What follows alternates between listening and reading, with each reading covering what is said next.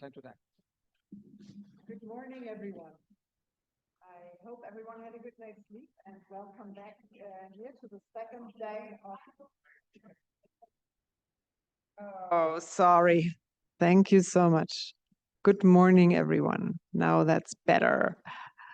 I hope everyone had a good night's sleep and a very warm welcome from my side to the second day of the Vision Conference about the future, the Europe of the future that we will keep on envisioning today with several topics, and we will definitely focus on issues today, the real hard stuff. My name is Alexandra Borchardt, and I'm a freelance journalist consultant and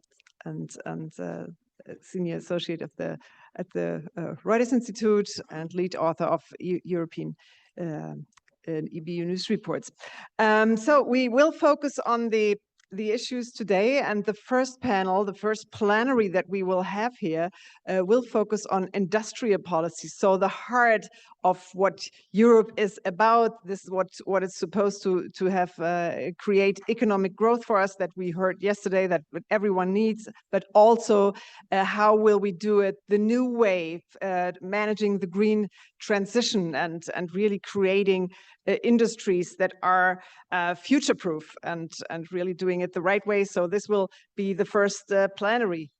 And it will be a lot about the automotive industry, and I invite you all to stay here.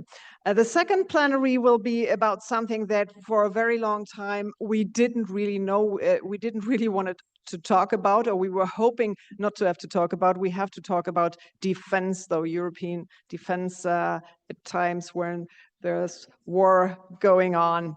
How can we reimagine EU and NATO in this context? And there'll be a pragmatic proposal on defense.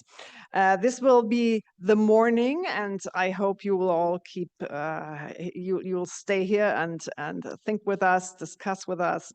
And then we will have lunch, and right after lunch from 2 to 3, we will meet back in the problem solving group. So I hope you can still remember which group you were in yesterday. So keep on pushing, which group and which room you were in, and keep on pushing for better ideas and to help solve these problems, because we want to have tangible proposals out there tomorrow morning to present.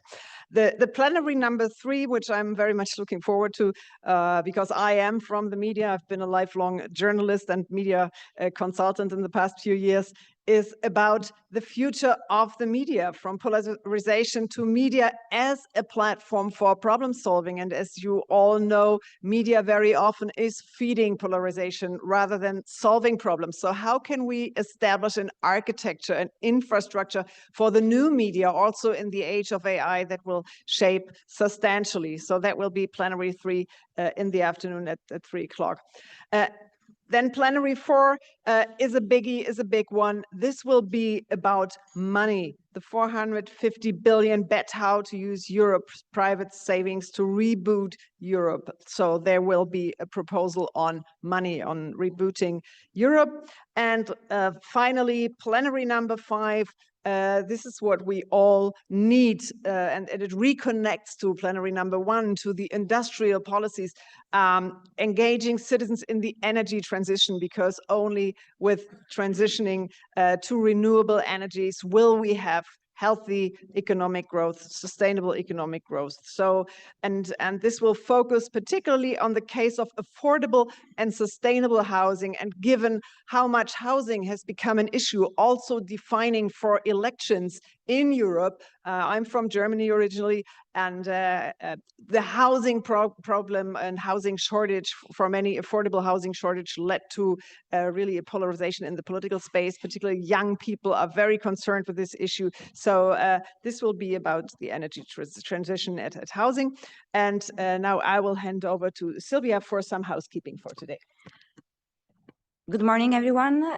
Sorry, but I'm going to annoy you with some quick announcement for organizational things. First of all, for those joining us for the concert this evening, we will leave at 6:30, so please be ready on time. And we also have some updated documents that we are going to share with you about the reimaging paper and some paper related to the plenary. So in the day, we're going to share everything with you. And one important reminder is that 10:30 we are going to have the official group photo, so please be there. And thank you again for being here, and I think we can start with the plenary session of the day. Yes, but before the plenary session, we have a very important friend to vision and the most important partner of the conference, Roberto Di Pietra, the rector of the University of Siena. And Roberto, the floor is yours. Sorry. All of the time. Oh. I'm just here to apologize because of my absence yesterday, even if there was the vice rector, Professor Donata Medaglini, just to open and to contribute to the opening of this sixth edition of the Vision Pontignano Conference. But I want to join the group today.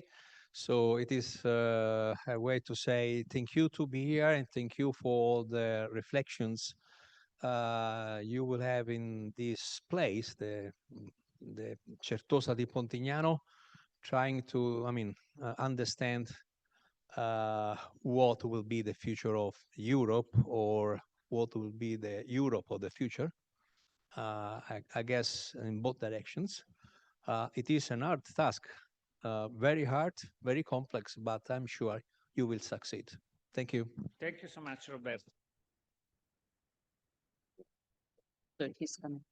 But I said that we will like sit later, but we can sit now. We need one more chair. Here is a chair. So let's move. We have a chair. I sit here. Or maybe I stand. I think I'll stand. I'm just suggesting that I speak from here to create a dynamics.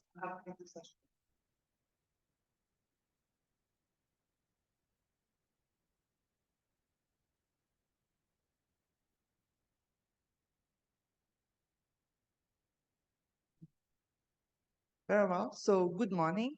This is our first plenary today. And we are proposing a very special issue, which is involving us in a way or another, which is the future of the car industry in Europe.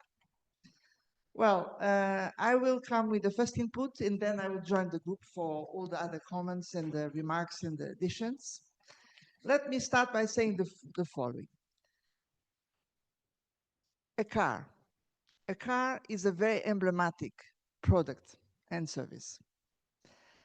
For consumers, for decades, this was a strong symbol of social status, of personal identity, and really a central piece of the so-called European way of life. For workers, a car means very often quite qualified jobs and rewarding jobs. And for industrialists and business, car was at the center of a full network of industrialization in Europe, with a lot of spillover effects, other branches pushed by the car industry. Now we are in a big change, and the concept of a car is changing radically. The car, some of them, they say, this is basically a computer upon wheels. A car is supposed not to damage the environment. And the car is one between many possibilities for people to move. We have a full range of possibilities for mobility in our societies. So the concept of a car is changing radically. Now, how are we coping with this? This is not the case. We have a big challenge in Europe. And that's the purpose of exactly of this plenary today. What should be done? Because we have a radical concept change about what is a car. Let me start by recalling, as you know, that a car in Europe started changing under the impulse of the European Green Deal. The European institutions have defined quite ambitious targets to make sure that the carbon emissions will decline.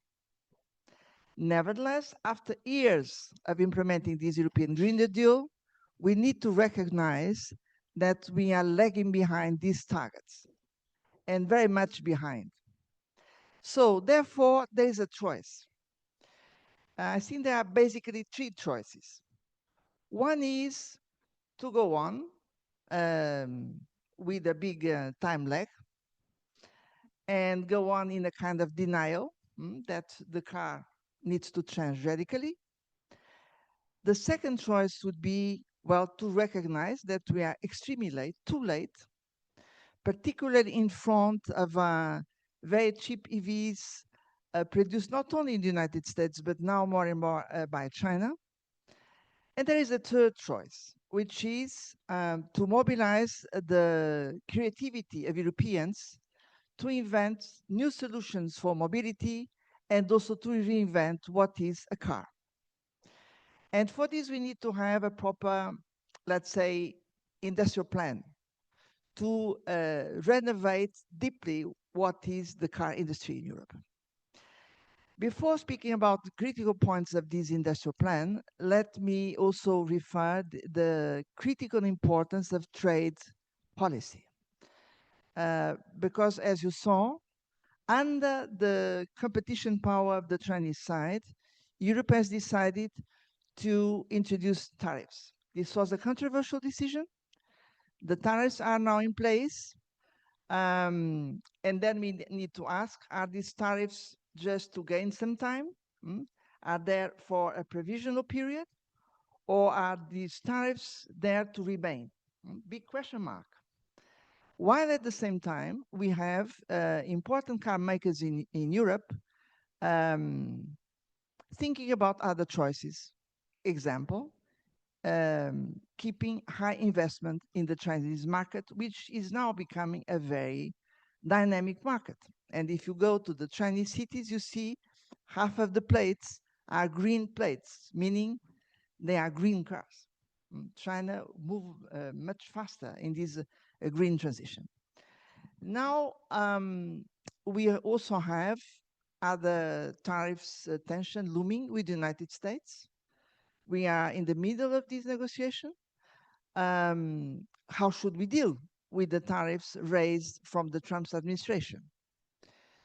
Should we try to reduce them? Let's see what will be the price. What should be the decisions regarding direct investment in the American market? So we have, again, some European car makers thinking about making a special effort to keep investment in the American market. But then we have a big question. What about the car maker industry in the European market? What will be the decision? And that's why we really need an industrial plan. Well, what are the critical points for this industrial plan? First of all, when it comes making the green transition in the car industry. Well, this is about, first of all, coming with an EV, electric vehicle. So this means batteries, and behind the batteries, critical raw materials. This is, we must say, a weak point for Europe because we don't have all the critical raw materials we need to produce cheaper batteries. Then when it comes to transition for the digital world, well, this is about software. This is about autonomous vehicles. But this is also about what is behind, meaning chips. Again, another weak point for Europe. So this means, all in all, that Europe needs to make a huge effort to deal with these critical points, to give a new future to the car industry. But now, let me conclude by emphasizing that an industrial plan can only be successful if we combine ambitious measures for the supply side with ambitious measures for the demand side. The success will depend a lot on producing an affordable EV for the middle class in Europe, much cheaper than the ones we have. So far, the car industry in Europe has focused on the high end of the production chain, and the EVs remain too expensive for the middle class. So we need to make an affordable EV. This will be a big leverage. This is, by the way, the main reason of the success in the Chinese case. We believe that what we call corporate fleets, they can play an important role as a driving force to introduce EVs in the market. But we know that in the end, to make this practical, we need also to build very fastly recharging infrastructure to enable people to recharge their EVs close to their home places. So this is really a big investment. This is a kind of a new critical infrastructure we need to build up in Europe. And at the end, we also need to change our concept about what is using a car. Because again, as I said at the beginning, a car is just one possible choice in a full range of solutions for mobility. And then we can buy them or we can rent them. So this is a paradigm shift. And let's see if Europeans are bold enough and creative enough to come up with this plan. There is a chance, but we have very short time. So this is my first statement. Thank you very much.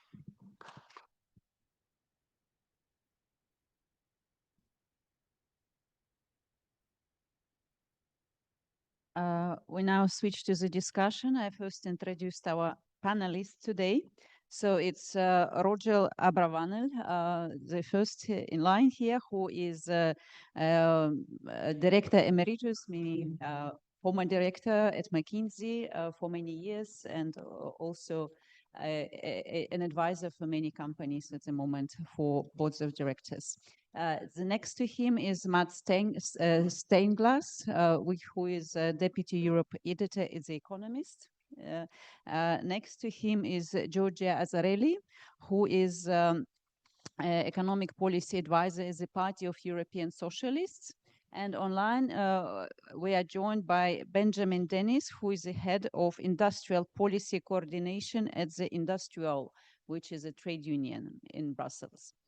So very welcome. Thank you for joining in this discussion today. Actually, the discussion on automotive started already yesterday. In many panels, it was one of the issues raised, and I see there is lots of interest in the topic. So we now basically make it official, the discussion. And actually, I want now to ask Roger to comment a little bit on what Maria just said, in particular about demand side. Because, for example, when I recently went to another event in Brussels, there was the CEO of Renault, who is now left the company, saying that the major problem for car makers is low demand, that at least 20% of demand is missing, which hasn't recovered over the last years. Do you agree with this diagnosis that it's the demand side, or what is it, and what can be done about this? Thank you. I'm not sure I understand. Do you want me to answer your question about is the EV demand the problem, or react to what Maria said? She didn't talk about the demand. Well, she said at the very end, yes. Yeah, that's why a kind of connection. But can I ask you a question? Have you seen the latest version of the Green Deal, and particularly for the automotive sector? I'm sure you did. Microphone. Sorry, I'm sure you did, right? What do you think of it? Yeah, you can put it closer. Well, the new version is in fact based on the new Green Industrial Plan, plus a specific plan presented by the European Commission focusing on the car industry. So these are the plans I'm referring to. And I think they have a good basis in the sense of effect, using the supply side and the demand side as a leverage. Nevertheless, I think that the attitude of the car makers in Europe is not clear enough. And we need to make it clear. So what is finally their choice? Do they believe in a real plan to give a new chance to the car industry in Europe? Or they are thinking about phasing out and directing their investment capacities to the Chinese markets and the American market? These are the kind of difficult questions I would like really to. No, the reason I ask you, I think it's what's happening now. I'm very disappointed that the latest version of the of what you call the automotive industry plan, and essentially the way I see it from outside, and we talked about it in our book, there is a stall between. Essentially, we talked about a triangle: the policies, innovative companies, and civil society. Civil society counts very little now. There's a stall between politics and let's call it OEMs right now. OEMs are heavily complaining, rightly so for some point, because there isn't enough investment in recharge. And they are right, because by the way, the current plan is ridiculous, absolutely ridiculous, 540 million euro versus versus what would be needed would be something like maybe 10 times like that, and the Chinese government invested 250 billion in infrastructure. Not only this, but the EU is opposing the idea of funding by the electricity company by putting it on the RAB, regulated asset based on the price. So there is no incentive like in China. There's a question, what do we learn about China? In China, there's all kind of other investment. You know, you register an electric car in a day.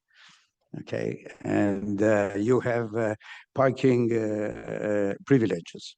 So the OEMs are rightly so complaining about the myopia, and mostly so they are also complaining about the 2035 deadline, which is ridiculous because you cannot put a deadline in 2035 if you don't have enough electric car. Not even the Chinese do this.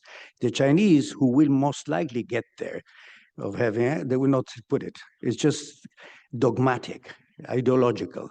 On the other side, the OEM should blame themselves because the problem, they have enormous problem, the European OEMs, and the main reason why they have these problems has got nothing to do with electric cars. Essentially, in 2007 in Europe, there were sold 18 million cars, and today 10 million. There's a dramatic reduction in capacity, which hasn't been adjusted for the usual social approach of our European industry. So there is a massive reduction needs to be done. In addition, you have specific problem with OEM. I know pretty well Stellantis. The problem with Stellantis, as you know, the CEO was fired. As you know, the stock went down. It's because they completely mixed up the strategy in the United States. So the OEM, they missed completely any form of innovation. They're late.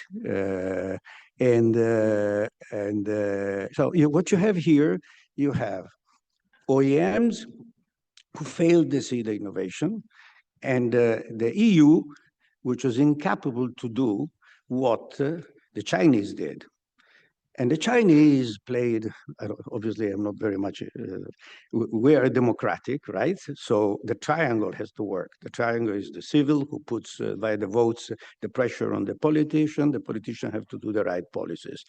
The Chinese didn't need it. The Chinese were very strong. They decided 15 years ago that they didn't care so much about blaming the planet. They decided that they were going to become the leader in climate. So not only they did what they did in cars, they became the leader in solar panels. They became the leader in. So I would have expected, and I'm closing. I would have, if I were I'm not a policymaker, but I understand the implication of policies. I would have expected a completely different green plan, not what is coming out, a repetition of 2035 with the suspension of fines. You know what it means, the suspension of fines?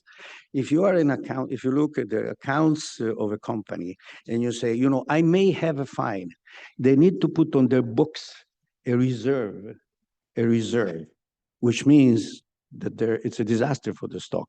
So you cannot do, I suspend the fines. It's a complete ignorance. And then on the other side, I would have expected to launch a very, very serious plan of investment in recharge. And there is a clear correlation, by the way, a clear correlation we showed yesterday in our presentation. In Norway, there is 82% penetration of electric cars, and there are 6,000 charge stations per million inhabitants versus 10,000 in China and 1,000 in Italy, where we have 8% of electric car sales. And our very, very smart government, what did they do? As we said yesterday, they gave 1 billion of incentives last year to buy electric cars. 40 hours they were used, and 80% of the car went to Norway, because what counted was the charging station. So we got a very, we always talk, we don't need a Green Deal. We need a smart deal. We need smart politicians. We need people that understand what's happening. And that, in Italy, this has been a very critical thing. The other thing we need absolutely to start, you said something very right. There is the innovation of the Chinese was on the fact that they completely redesigned their business model, because they started integrated, not only from the raw materials to the batteries to the cars. And this is what Tesla did a long time ago. We're very late to do this. We are subsidizing now with a gigafactory that is losing shares, and we want the plan that the EU is putting is 1.8 billion in battery. It's lost. It's the lost battle. So I can go on and go on. The question is, what is the aspiration? The current aspiration is the usual one I've seen the EU doing for years: saving everybody and getting everybody and achieve leadership. We're very proud. We're not there. I think the aspiration should be survival of a couple of OEMs. There's no way they'll always survive. 10 years from now, you will have a big, big restructuring, the same way we had it in the steel industry. I'm old enough to have seen the Davignon plan that my friend Willem would remind me in steel, a major restructuring. This is what the EU has to do: help with the union, mobilize. There would be an enormous level of restructuring done. And then hopefully invest in what you say, it's a computer in a car. There are things that we know how to do with European, looking at investing in software, AI, and all things. But we've lost the battle for many, many of these things. Unless this vision is agreed upon in Brussels by people that understand. Unfortunately, I'm seeing this debate, which is the whole debate in climate. The problem of the climate today is that it's driven by the ideologists. The left is an ideology. It's all about climate. We need to have it. And the right is another ideology. Climate is irrelevant and we should do nothing. Let's go back 30 years. We need pragmatic third way. Thank you, Roger.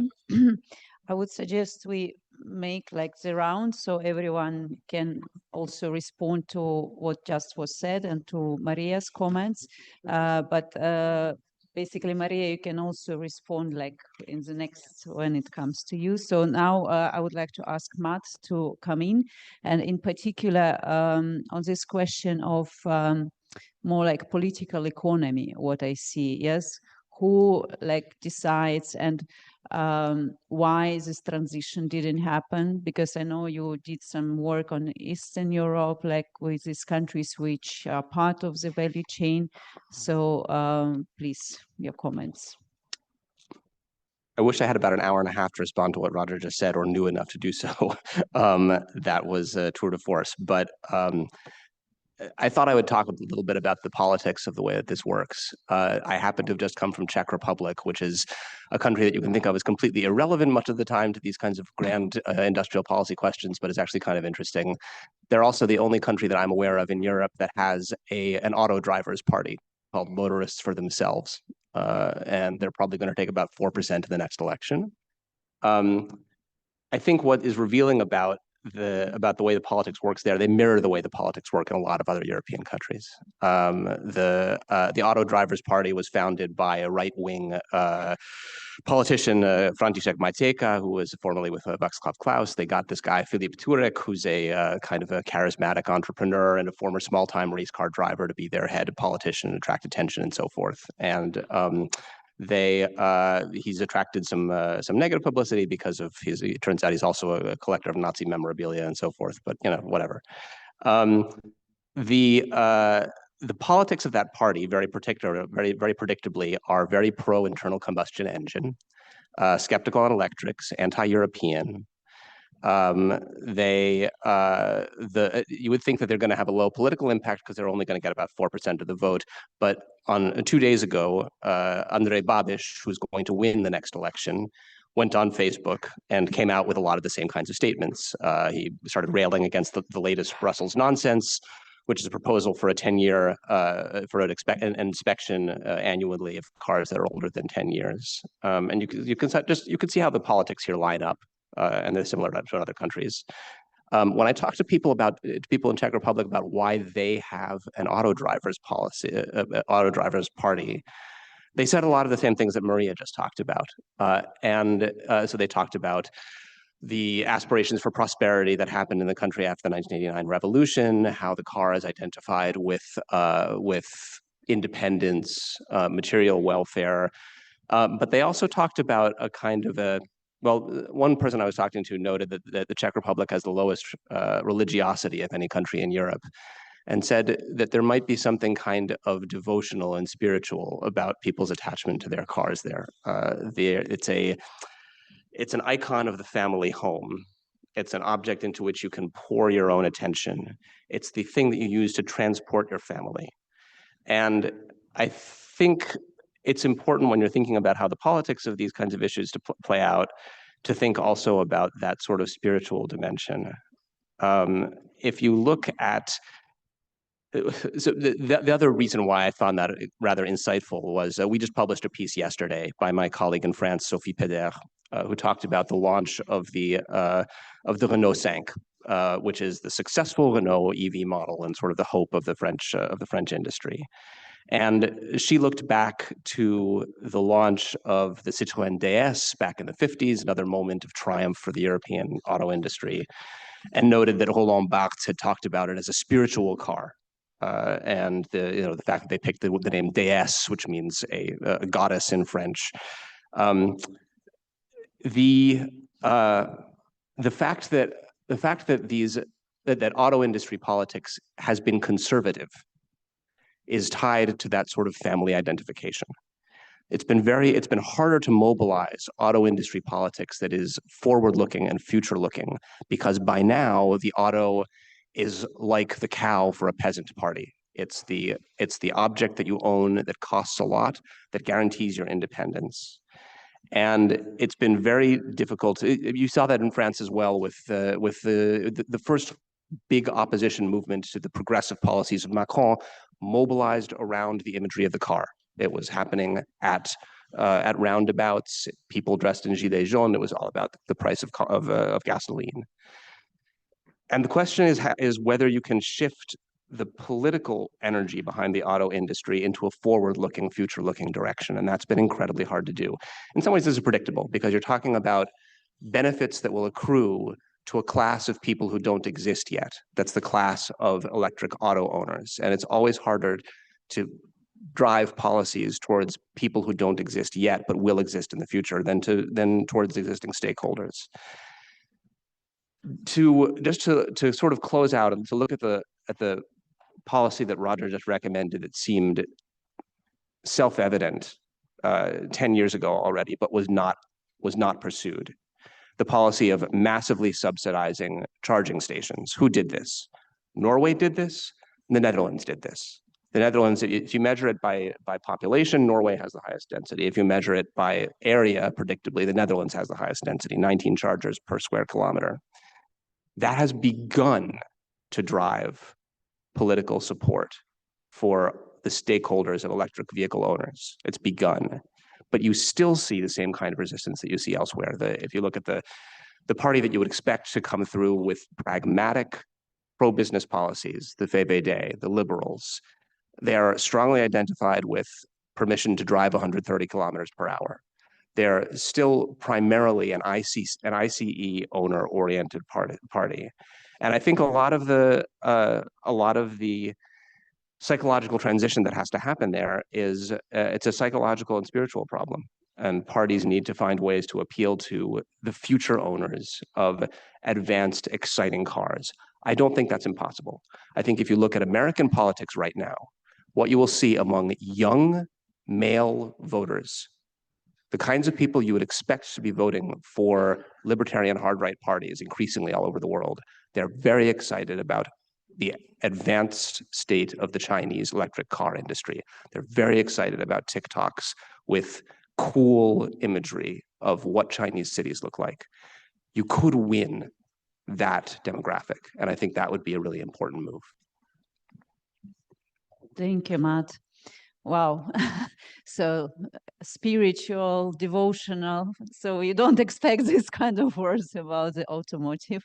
So I would like next to go to Dennis, but before we do this, I just wanted actually to highlight this issue, which we a bit alluded as also why it was not done, this transition to electric in Europe so far. What we see also like on the part of companies. So you just talked, Matt, about the consumers, but what about companies? Why didn't they see this coming? Why didn't they follow this strategy? And to me, it looks like they are very short-sighted. Like in 2023, European automakers made bumper profits, like the best profits ever.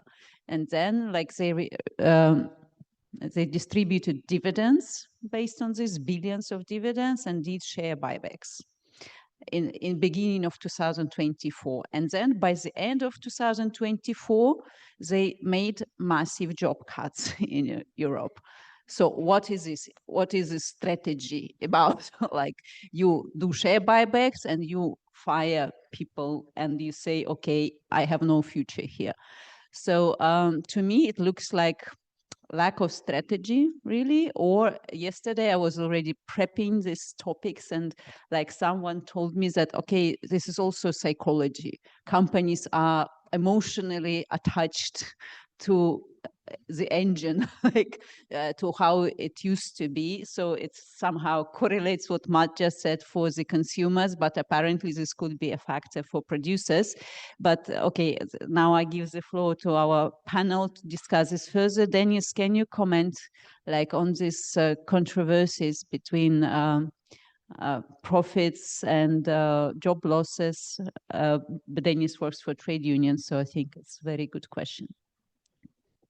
Yeah, thank you, Anna. I hope you can hear me. Yes. Super. Good morning to all of you, and sorry for not being physically with you in the beautiful city of Siena. I couldn't make the journey today. That's why I'm speaking online. I'm speaking on behalf of Industrial Europe, which is, as you might know, the European Trade Union Federation representing industrial workers, including workers from the automotive industry. So my starting point is really employment and jobs. A lot of things have been said already. I will not be able to react and comment all of them. Just want to remind that, as Maria Joao rightly said, the automotive industry is really a structural, strategic industrial sector for the economy, for the exports, but also in terms of employment. Just in the manufacturing side, we have approximately 3 million of direct jobs. But if you consider the whole supply chain, it's more than 13 million jobs that we have in the EU automotive industry. It's also worth reminding that those jobs are often extremely good jobs. We have a sector with a high trade union density, a sector which is well covered by collective agreements, and therefore the employment quality, the wages, the working conditions are usually significantly better than in other parts of the labor market. In addition to that, it's also worth stressing that those jobs are highly concentrated in a series of regions. We have automotive regions in Europe, in of course Germany, northeast of France, north of Italy, but also in countries like Slovakia, Czech Republic, Poland, and Romania, that are really important producers of cars and parts. Hence, the importance, if we want to broaden a bit the discussion, to not only see the debate on the future of the automotive industry as a kind of technological shift from ICE vehicles to battery electric vehicles. It's much more than that. And it's important to look at what it means for the jobs, what it means for the working conditions, what it means for social cohesions in the automotive regions and more broadly in Europe. And from that perspective, the situation is quite worrying. To bounce back on what the previous speakers said, actually the restructuring has already started. If you look at the report that Eurofound, the Blend Foundation, has published on the automotive sector earlier this year, it shows that in 2024, 90,000 net job losses have been recorded in the EU in 2024. It's really massive, it's impressive, and it's mainly impacting the suppliers, by the way. But it's maybe worth making the link with some questions which have been discussed already. 90,000 net job losses have been announced. A demand which remains low, and car production which has fallen by 20% in 4 years. We produced 14 million cars in 2019 in the EU. In 2024, we only produced 11.4 million cars. So it's a really significant drop. But what is behind this drop of production? I mean, on the domestic market, it's really striking to see the affordability gap we have between expensive cars and stagnating incomes on the other hand. Real wages in the EU in 2024 were still more than 1% below their pre-pandemic level. And the gap is particularly large in Italy, Greece, Czech Republic, Germany, France, and Finland.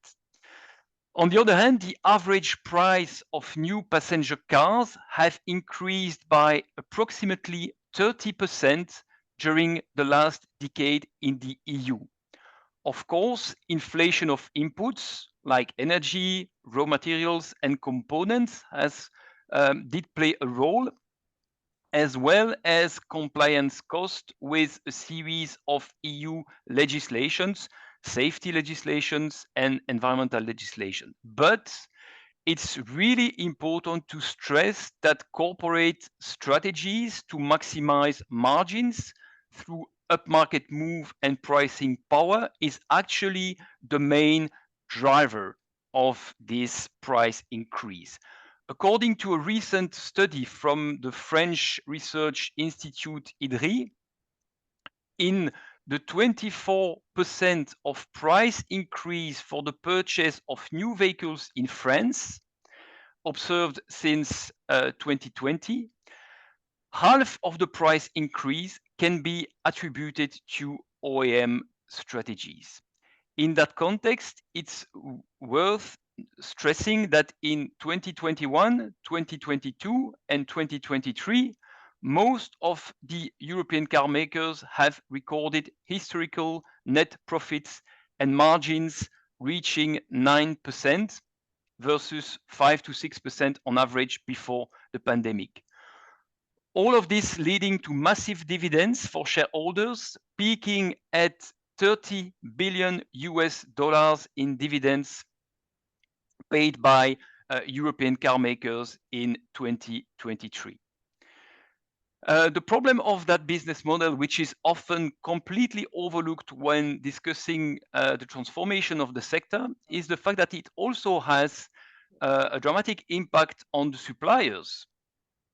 A recent report from GERPISA has shown that the EU trade deficit on auto parts with China climbs to 21 billion euros in 2024, whereas in 2014, 10 years ago, we had for the same sector a trade surplus with China equivalent to 7.3 billion euros.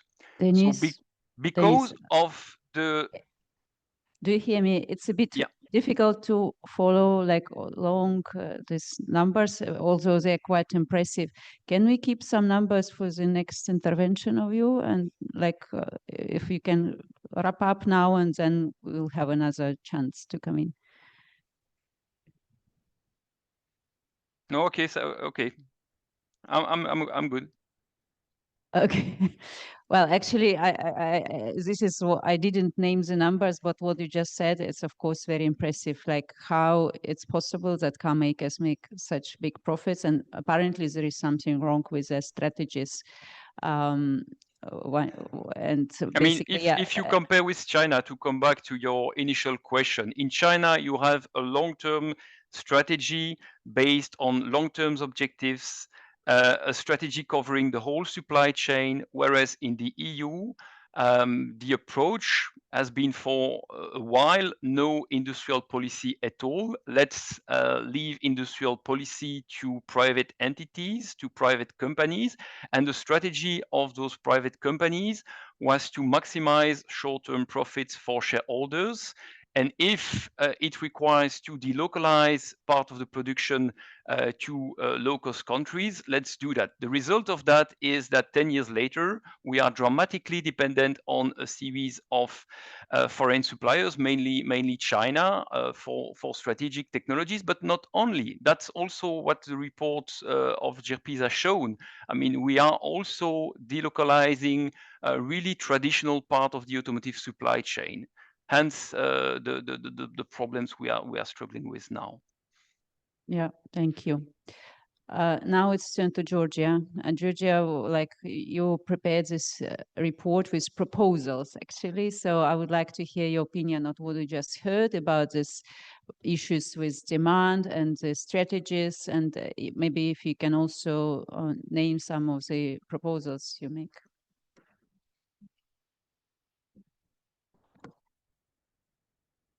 Yeah, good morning, everybody. So first of all, in reality, I would like to thank you all for this invitation, the organizer for the panel, and the other speaker in the table for the intervention. Anna Maria, thanks a lot for inviting today and to organize this very important moment of discussion. Coming back to the topics, I believe that we touch upon many issues from supply side. We try to touch upon a bit on demand, and that is where I want to go back at the end of this intervention. And we talk a lot of the international situation we find ourselves to operate from an economic standpoint.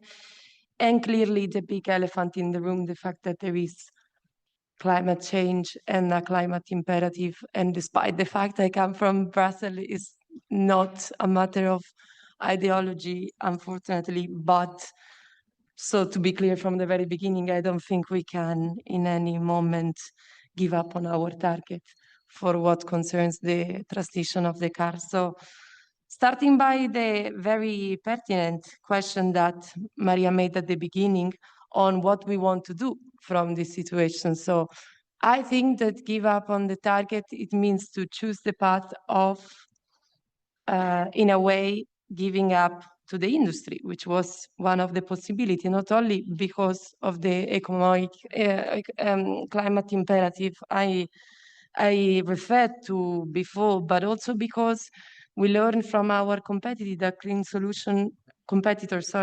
solution can be profitable and create a competitive advantage. So to decide to relate and delay important regulation and legislation to protect the people and the environment, it also means to choose obsolete technology in a way that will not allow us, in my opinion, to compete with the global competitors that are driven now by extremely assertive industrial policy, because we need to say also that the approach has changed. It is changing in Europe as well. There has been a very much shifting in the mentality of the people to industrial policy measure in Europe as well, and for anything that concerns capacity development from the supply chain material to the manufacturing and the final product. Then I also like the reference though to the spirituality, because I think it's very pertinent to say that there is a switch on mentality, and this relates as well to what Maria was saying at the beginning in relation to mobility and how we see a car. I don't have a car, which is fun enough because I'm here speaking about cars, but I don't have a car. I don't need one. And why I don't need one? Because I'm a privileged young person that lives in Brussels, so I don't need a car. And this allows me also to do a comment which relates to affordability. And that's why I specified that I'm a privileged person that lives in Brussels. And it's the fact that people cannot afford an electric vehicle, unfortunately. That we need to work on demand, which is a bit lacking in this discussion for the moment, because to create a stable source for the industry as well, and something in which they can put their trust on, so a stable source of demand, we need to provide the right incentive to demand sides as well. And so to say, we need, for example, measures such as a social leasing scheme, for example, for the most vulnerable people. There is a very interesting paper that has been recently published last month by Transport and Environment, which study the transport vulnerability in 5 major European economies and says that more than 20 million of people are actually in a situation of vulnerability for what concerns mobility, in the sense that they cannot switch to an electrified solution because they don't have the money to do so. And someone, I don't remember whom, referred to corporate fleets. This is also a very important source of stability for the industry because it creates a demand, and the document that was made by the Commission, which, by the way, it's a communication, is not a legislative piece. The deliverables which follow, the only deliverables for the moment was the additional flexibility for producers to avoid penalties that was recently voted. But the point is that also from the private sector, we need to create conditions for the switch through incentive and clear targets, because we saw through data that industry are not keeping pace with corporate fleets compared to private consumers in their choice to change the way they decide to move. And I also like so much the reference to the fact that it's good quality jobs, and these are our people. And so to see that entire territories were depleted from extremely precious resources by jobs cut, it means really to put in difficult situation territories that have been shaped by the car industry itself, which is not just a matter of economic concern, but in Italy, we know this better than anybody. Torino was made and shaped by Mirafiori and the Fiat. It's not a matter of we are making cars, we are making the prosperity of entire territories and good salaries and skilled worker and people that make their day through these cars. So I think that it's a very complicated discussion. I'm glad that for the first time with the Green Deal, there was some foresight as a young person in addressing a problem which cannot be posed as climate change, and also creating an economic incentive to switch to a model and a paradigm that has proven to be more convenient despite the multiple differences that our competitor have because they have resources, they have a much more vertical model of producing, a vertical integration, they have different resources, they have a different investment capacity, so conditions are different. But I think this is a super pertinent discussion, and the automotive really represents the core of all the attention that has been placed on reindustrialization recently from many reports.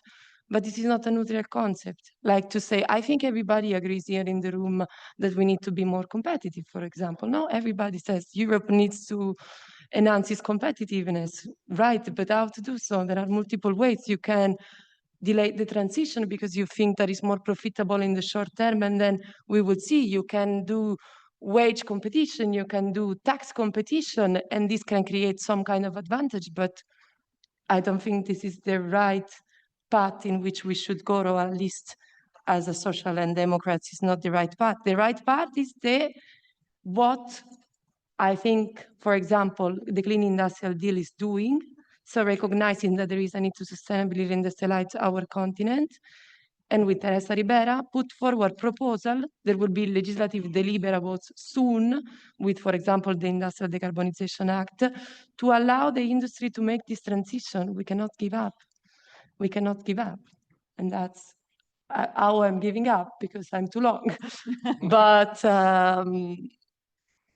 yeah, thank you. That's my first remarks. Good. In fact, we don't have so much time for this panel. We need to finish at 10:30, which means in kind of 15 minutes. So I think at this point we open up to questions from audience. And then also panelists can also comment on each other, what you just heard before, but also answering to the questions. If there are any questions ready, please.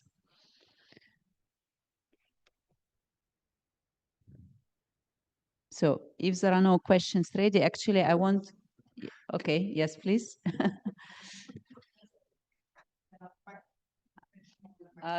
Anyone has microphone for audience? But I cannot inside. But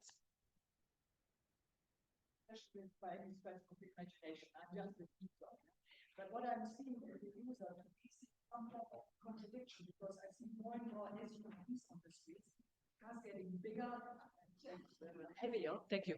Cars getting bigger and heavier. And at the same time, I hear that the relevance of the car is decreasing. So which is the overall trend we are actually looking at? I mean, is it still this sort of old prestige model, which seems to, at least from what I'm observing, still to prevail? Or is it a tendency where the car is being just looked as an item for practicalities and use, and eventually will become a common good, like those pedalettes which are in many countries and many streets already? Thank you. Thank you so much.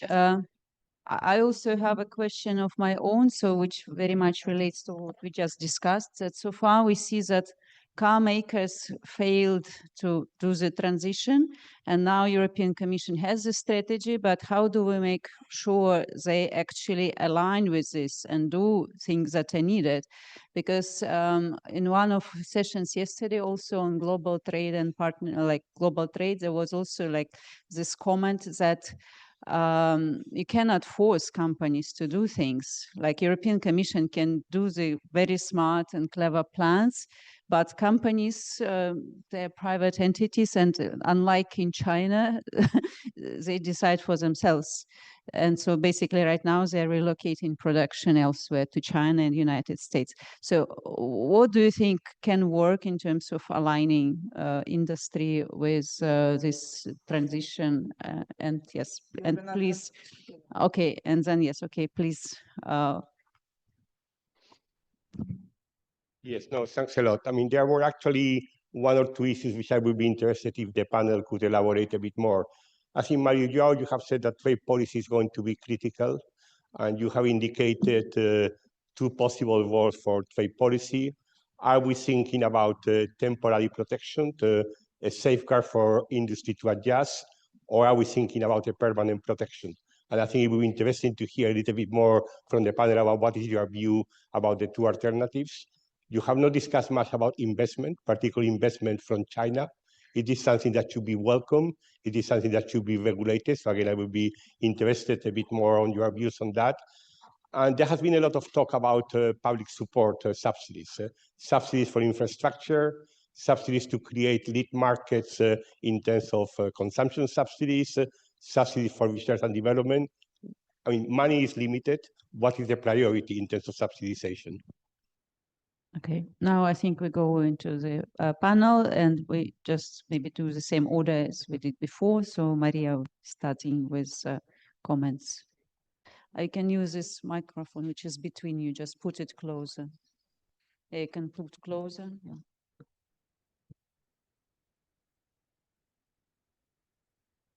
Well, many thanks for these all these inputs and additional questions coming from the audience.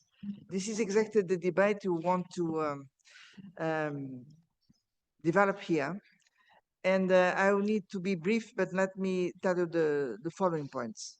First of all, what is at stake with this debate? What is at stake is the future of a fundamental industrial sector in Europe with many spillovers, is a kind of central axis of the European industry for several decades.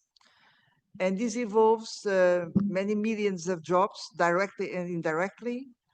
This has impact across the European continent. Many regions are involved in this issue of the future of the car industry. And in fact, in the end, our way of life. I really believe that this is a moment where we should not be afraid of the word industrial policy. For many decades, Europe was hesitating on using a real industrial policy at European level, not just a sum of national industrial policies. I think the time has come to have a real European industrial policy. Also because China has a powerful industrial policy. This is one of the reasons of the success of the Chinese jump on the EV car industry. Now, coming back to the choices we have. Look, I have not illusions. I think we will be involved in a quite difficult restructuring process. Because it's too late to save everything. Nevertheless, I also do think that we should not give up, as Giorgio was saying. We should really come with an ambitious European industrial policy to give a new future to the car and mobility industry in Europe. And if we move fast, there is still hope and still a chance. Now, we need to have clear priorities. And from my viewpoint, this depends a lot on the cultural attitude, depends a lot on the demand. I think we need to have a turn, because basically, again, we have different choices. Either we say, well, we are all very green people, and we concluded that for the sake of the planet, we don't need cars. This is a radical approach. The other one would be for us to say, as Trump has said, by the way, in the inauguration speech, well, you just buy the car you want. Even this is a high carbon pollution car. You choose, you are free. And then we have a third possibility, which I think is much better, is to say, no, we need to give the possibility for the mass of European population to have access to a car. Perhaps not exactly saying that in each family, each member of the family should have a car, but a car should be available and affordable, and an EV car, because this is the car, in fact, of the future, is an electric vehicle. And we need to have this cultural turn. What is the, let's say, a modern way of life? A modern way of life is a life where people, if they need, they can have close to their home places an affordable EV, among other choices. This should be part of our way of life. So if we have this in mind as a target for the car industry in Europe, this means that they need to prepare to provide different mobility solutions, but they need to focus on affordable EV for the middle class and the large population in Europe. This is still possible, and this is exactly the kind of success we can see in China. Now, let's come to the hard questions, the role of trade policy. Look, I'm saying this myself to Chinese. We need to recognize that you had a success. The speed you could expand EVs in China is a success for yourself, is a success for the world. We need to emulate this somehow. I believe that the tariffs we raised against Chinese should be considered provisional, transitional. Ideally, we should then phase out the tariffs and then to go to a level playing field, normal competition among different car makers, where we should count on our own, also deeply modernized. So, which means that most of our financial effort from the public side is not about tariffs or managing tariffs, is about financing innovation on the critical points of the supply chain underpinning car industry. So the chips, the batteries, the software, the circular economy, so all these critical points of reinventing a supply chain which has a future in Europe. And let's also not repeat the mistakes of the past. Example, incentives given to people to buy EVs, this is not a good choice. We saw what happened particularly in France, because these incentives goes to the higher hand of the population, more affluent. They don't need this probably in many cases. And then you have a yellow vest revolt. So don't repeat this mistake. What we need is to focus on affordable EV, so in real costs. And then my final point is about, in fact, governance, because if we don't have an organized cluster of car makers saying, we believe in this possibility, in this new future for car industry, and let's join forces in this direction, there is no chance. So if you still have hesitations, different strategies, different choices, car makers which are in the end more focusing on investing in Chinese markets and American markets than reinventing the car industry in Europe, then we are done. So that's why I think there is also the need to clarify what is the will. But as Anna was saying, these are private operators. They need to choose clearly. So far, there is too much hesitation. And so, look, this is my plea and my challenge to the entire industry. And thank you very much. Thank you, Maria. Now, Roger goes to you. So if you can comment on this, because you're talking to basically boards and companies. So can you enlighten us a little No, bit? it's we just covered most of these topics in our book. Yesterday we just gave it. It's first of all, I think there is alignment from different perspective, even from the trade union person. This is a very crucial industry. There's a lot of people involved.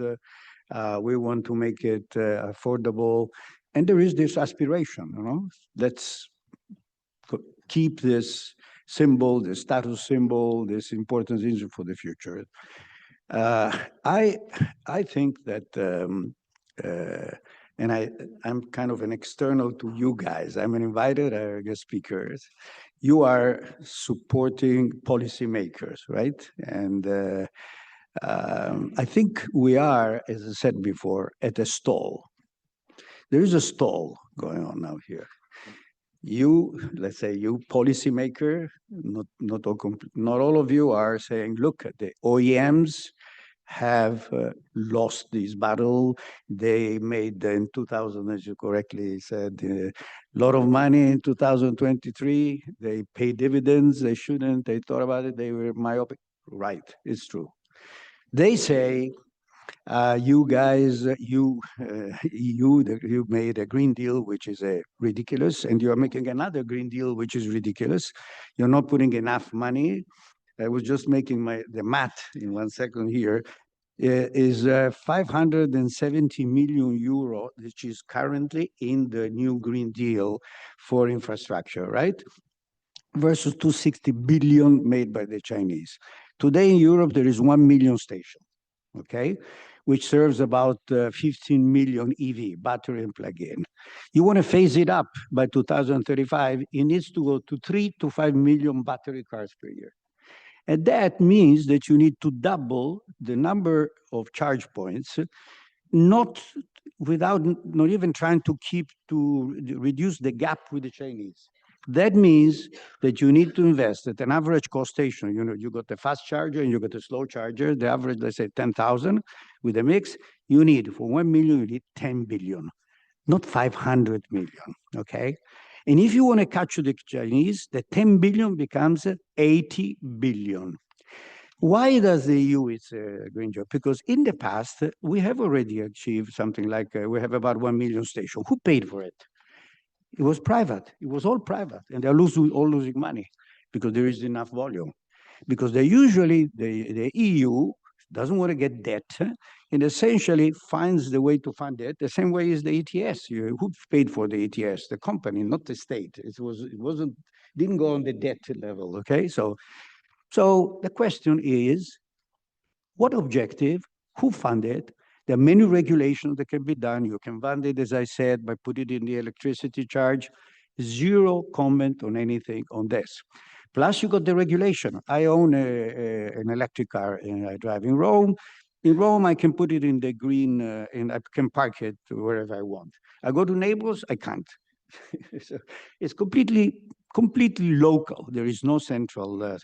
So that's one topic, which is the recharging. Then you have another fundamental topic, which is the whole supply chain, which was rightly mentioned by the union person, everybody. It is a very strong competitive advantage. And it is built on something that is very difficult to replicate in Europe, because working in these mines, sometimes they can only do the Chinese. The battery people have paid very little. We try to do ourselves with Norvolt. It's been a disaster. What can we do there? I don't have a solution. I mean, this is you guys. It's the policymaker that have to make the solution. Okay. Then you come to the issue of trade policy. Historically, when the Japanese came, it was a big Japanese game. I was there. I was actually in Japan. What we did, we create tariffs. And then we found out that it was easy. It took us 10 years to copy the way the Japanese developed the market. This is different. I think it's different. They're so far away that the only way is some form of trade policy. But the trade policy cannot be limited to the industrial output. It has to be also broad. It has all encompassing, including, for instance, the kind of discussion we had yesterday on the extending the emission trading system to China. So it's a very broad way to look at trade policy. And then I want to make a, because you have here a discussion, a very broad political. You're talking about democracy.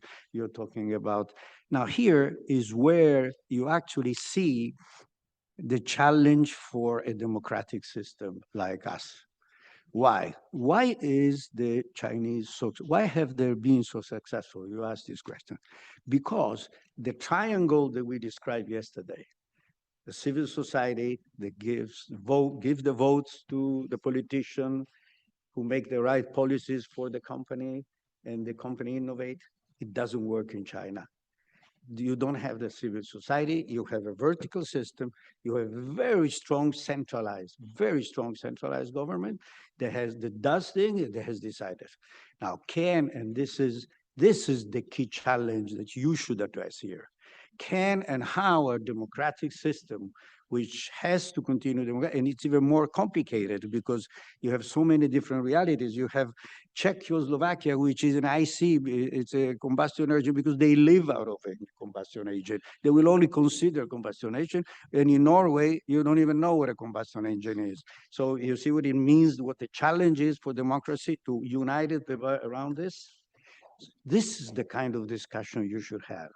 You should spend your time blaming on the OEMs, because in the end, what you do in Brussels will determine whether in 15 years we have maybe 1 or 2 OEMs left, or they will be all gone. There's no way to have all the current OEM, all the current labor employment kept.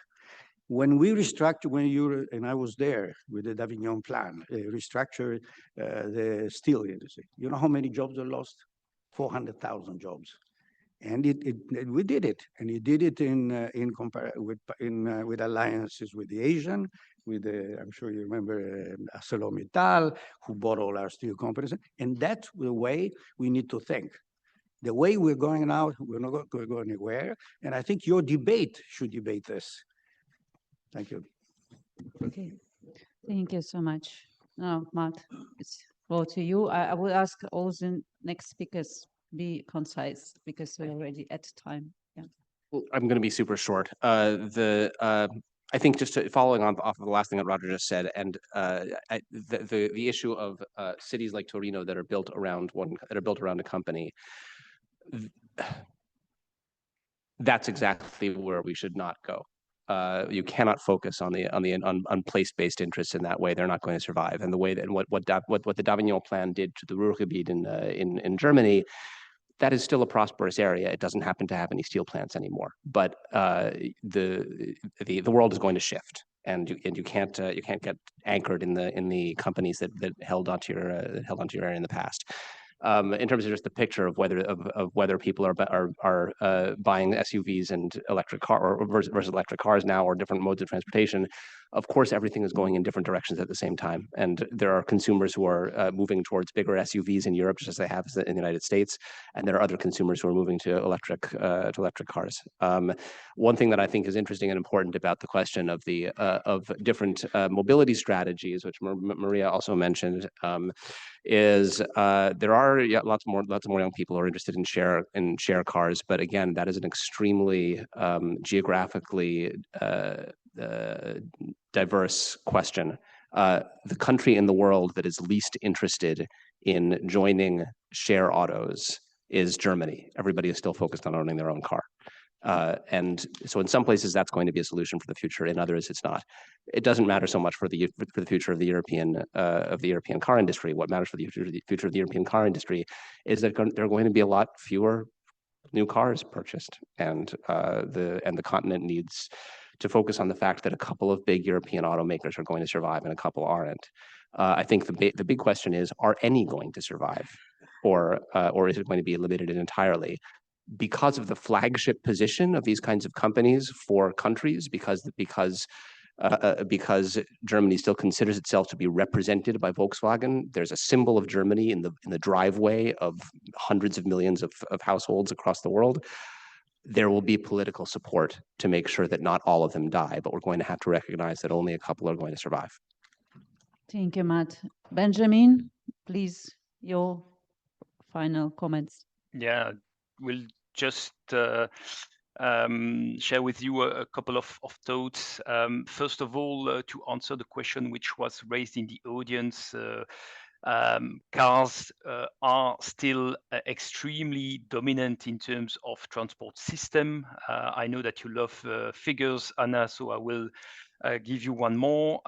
If you look at the current modal shift, more than 85% of inland passenger transport in Europe is covered by cars. So cars remains central. So one more reason to think about how we can build in Europe cars that need to be zero emissions. And there I share what has been said by one of the panelists, that the climate ambition of the EU is not an ideology, but it's science-based, and we have to deliver on that ambition. It's absolutely clear. And for that, we believe as trade unions that we need an industrial policy based on a holistic approach, also covering demand and supply. We need social conditionalities, because when public money is at stake, we need to ensure that there will be co-benefits for European communities, European regions, European workers in terms of local values, in terms of value added and quality jobs. We also need strong European content requirements and incentives. And we also need a kind of pragmatic trade approach. Yes, we need to protect our industry when needed, if needed.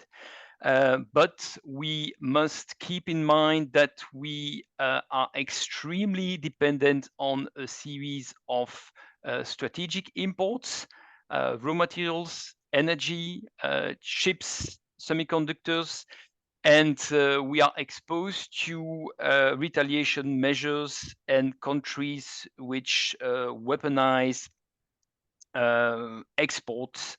And we have seen with China that this risk is becoming real. So we need to strike the right balance between being assertive in terms of trade defense, in terms of trade policy, but on the other hand, we need to keep a series of spaces open to negotiate with trade partners agreed solutions. So these are the last thoughts that I wanted to share with you. And of course, negotiations, social dialogue, industrial relations are quite crucial to accompany structural change in a socially fair way. And by the way, there is still a major steel production and big steel plants in Duisburg in the core of the rural area. Thank you, Benjamin. Georgia, your last comments. So I think the question doesn't come by chance, because it's true that the new kind of revival for industrial policy has been accompanied in time with further discussion on how we can increase synergies of this new industrial policy with trade measures. And I'm using synergies word because I think it was also the title of an informal Foreign Council discussions recently. So it gives you really the idea of the fact that the paradigm is shifting over something that looks very much on the foreign economic implication of strategic sectors and components. And there, what I think we should say is that as things stand, the Commission made a study which indicated the fact that there was unfair competitive advantage from one side of the world related to massive subsidies. And so there was no majority to overcome the decision to impose levies to counterbalance this. But I see what Maria Joao says in the way that we should further continue to work toward WTO compatible solution in this sense, because we are talking here about developing an industrial policy, and we are working on capacity, stable, reliable source of sustainable component, investment capacity, private, public. The next MFF will be crucial, but also to unlock the famous capital market union of which everybody is speaking about towards productive investment. We are talking about a stable legislative environment where industry can operate without backing track. So is there whether we need to put the attention is on the industrial policy that we need to put the attention. Then clearly you have competitors and partners, and you need to deal with the condition to ensure that you can operate on fair condition, and that's why the situation stands as it is. But by the way, now there are also trade distractions coming from the other side of the world, and there the justification that have been placed emphasis to impose or say that they will impose, so create the fear of, is not really an economic concern, but is attacking core legislation on the environment and on the people that protect you, consumers and citizens. So pay attention also on what you negotiate on for restoring sustainable solution, because this is clearly the direction we should go, to restore mutually beneficial exchanges, because it's there that you create prosperity between countries, but not at every cost. So I think it's a bit more complicated, but EU solution, European project of common interest with bigger European components, innovation, steer digitalization, that's the focus on to me. Thank you. Thank you so much, Georgia. So this closes our session. So I think, as we can see, there are many questions, but obviously very also deep questions touching on identity and how democracy even in this discussion. So yeah, to be continued. Thank you so much.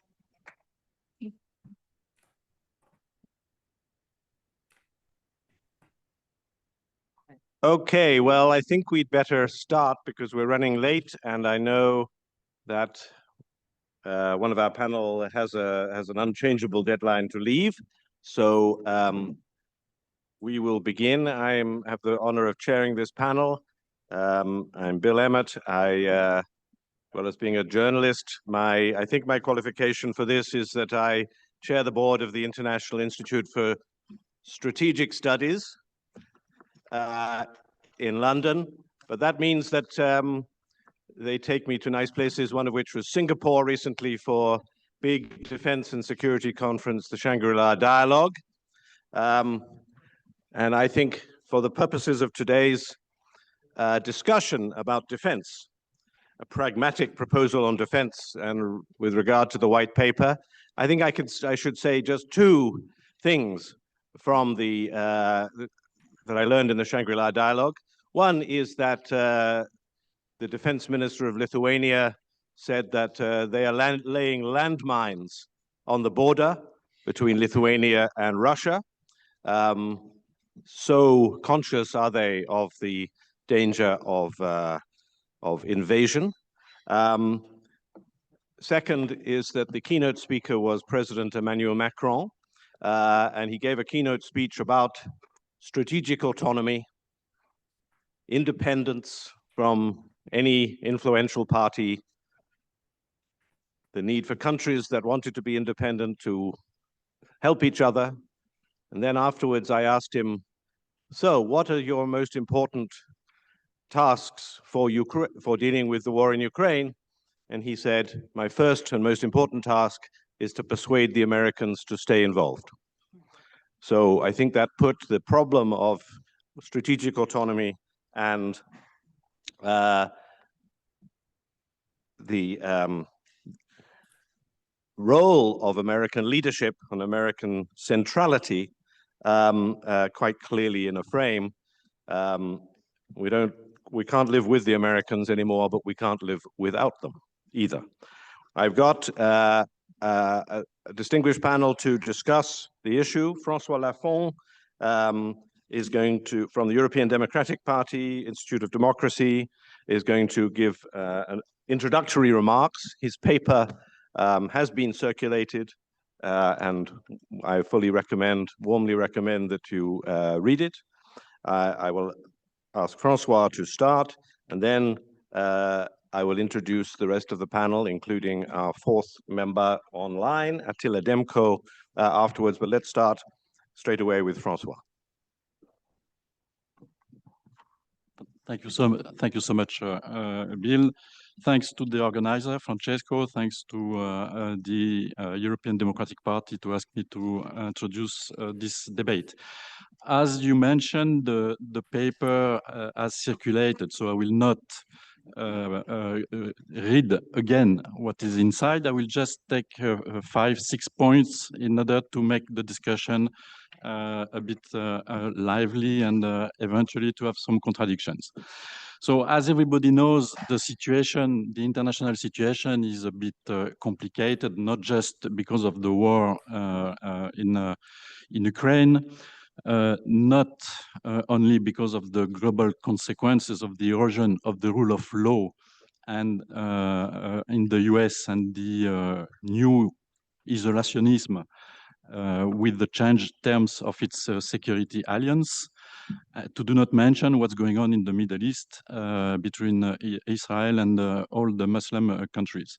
So in front of all this situation, the European Union is a bit in trouble because there is no, in the treaties, real capacities to have a European defense. I mean, it used to be in the hands of the member states. It has been that for a long time, despite a certain number of decisions which have been made in the last 20 years. I will not come back on that, but the process is very slow for excellent reasons, because the European Union was built in order to do not do war. So we have to keep in mind that the peace project of the European Union. And in parallel of that, we've got the NATO. So of course, for a certain number of member states of the European Union, the NATO umbrella was very pleasant, useful, and they have been in this way in capacity to be free riders because of the US protection. Not all the member states, but a big one in particular. So, of course, the combination of the articulation between NATO and the European defense is a topic that will go on, and we will try to see, I'm sure, how it could be a good division of labor between the two structures. The question of the US presence in Europe is also important, because we know that we have more than 100,000 US soldiers on different territories, to do not speak about the nuclear deterrence, which is one of the aspects that we will maybe also discuss. If the US are not anymore the protector of the European Union in terms of nuclear deterrence, what's the alternative? Of course, you will tell me that there are two other alternatives. There are the Brits, they have the capacity, and they have the French. Except that the Brits, they are depending on the US. So at the end, you have got just one nuclear deterrence potential, is France. The second question that we may think about is all the white paper that the European Commission has provided. It was a proposal from Ms. von der Leyen. She has created a commissioner for defense for the first time, despite the fact that in the budget there are not a lot of legal capacities to act, to intervene, but he is doing the job on the internal market dimension. So that means how to make sure that the industrial basis for producing military capacities are better done within the European Union. And this is what they have put in place with a certain number of loans, the possibility to have some common procurements, incentives for the defense sector, with the possibility to do not respect anymore the Pact of Stability for 4 years for 1.5% of expenses. So the Commission is now trying to make sure to diagnose the situation and to make sure that the member states could fill some gaps if the Americans are leaving, because we know that for a lot of activities, the American presence, intelligence, satellites, transport, and so on, are still very important and essential, I would say, for the European. So what kind of articulation between NATO and the European defense? Bill, you mentioned the the concept that President Macron has been developing for since his president. So that means in 17. At the beginning, everybody was laughing at him and say, "This is still the French arrogant idea." Now we can see that in most of the countries and at the European level, the concept in itself makes sense. So the point is, what kind of elements we are putting in this, how it should work, what does it mean concretely? And this articulation between the member states in order to provide a European strategic autonomy or the European sovereignty in the defense and security domain will be for sure, and this is what the President von der Leyen has asked to the Commissioner on Defense Kubilius, to prepare that at the European level. Last point, sometimes we are criticizing the fact that the military dimension, the defense, are still in the hands of the member states. It will continue. There is no other way. Why? Because we are talking one. I mean, the final stage of the defense is the nuclear deterrence. Nuclear deterrence, this is one button. This is one person. So you can put in place a certain number of way of coordination. And this is what the French president has also mentioned to the German and to the others, explaining that well, we could discuss about how the French deterrence could be useful for others, because we consider that you, as our partner in the European Union, you are part of our vital interest. So we can discuss the possibilities to see how it could work. But at the end, this is one person, one finger. That's one. And the second reason why the military dimension will stay in the hands of the member states is because at the end, this is about death and life. So that means that you're sending soldiers on the ground. You're sending citizens to kill others on a certain number of places. You cannot give that to supranational authorities or whatever. So there is a responsibility that the French president, that the Italian prime minister and the others, they are, of course, the constitutions, the legal system, which are controlling how this is it has to work. But at the end, this is still in the hand of the member states. And when we are talking about European army or whatever, this is a bit inappropriate. I mean, we should make sure that the citizens are understanding that we are talking about putting together national armies or soldiers, and we have to work exactly like NATO is doing. We have to make sure that they are working all together. Thank you so much.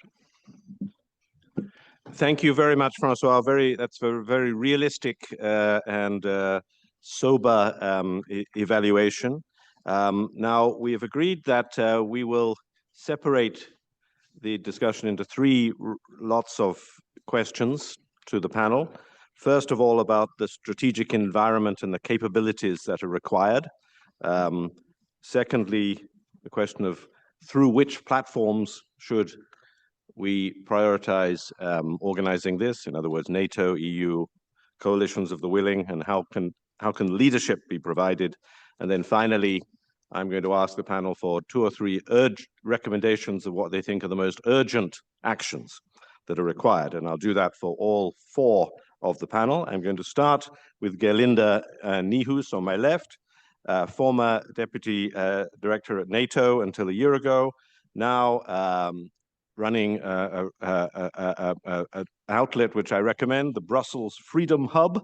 And so I ask Gerlinde to exercise her newfound freedom for speaking on the strategic environment. Here's the... Indeed, thank you, and thanks for having me again. Good to see you. Good to see you all. So perhaps just some few remarks on the strategic environment from my perspective, and as with new freedom gained. Yeah? So in many ways, I think what we are seeing is that the Pax Americana and the US-led global order, as we have known it for decades, are vanishing, if not they are gone already. Yeah? Because what President Trump has done is, in essence, driving a wedge between US and European security and eroding NATO, both to the delight of Vladimir Putin. So how is he eroding NATO? I mean, he is clearly, I mean, coercing fellow allies, Canada and Denmark, because he wants to annex them. He shows a disdain for democratic principles, thereby infringing on the very foundation of NATO, namely the North Atlantic Treaty. He has damaged Article 5, NATO's collective defense clause, which of course is another invite to Vladimir Putin to raise aggression against all of us. And with all these actions, which are in clear contradiction, it's a U-turn of agreed US policy, or so far agreed US policy. He has basically eroded what is arguably the very essence of an alliance, namely the trust in each other. So the trust in the Americans, in NATO, is simply gone. Yeah, so that's the situation from the transatlantic partnership perspective, if I can call it that way. Then on the capabilities, a few points. I think we have to realize that most of European countries come from 3 decades of reaping the peace dividend.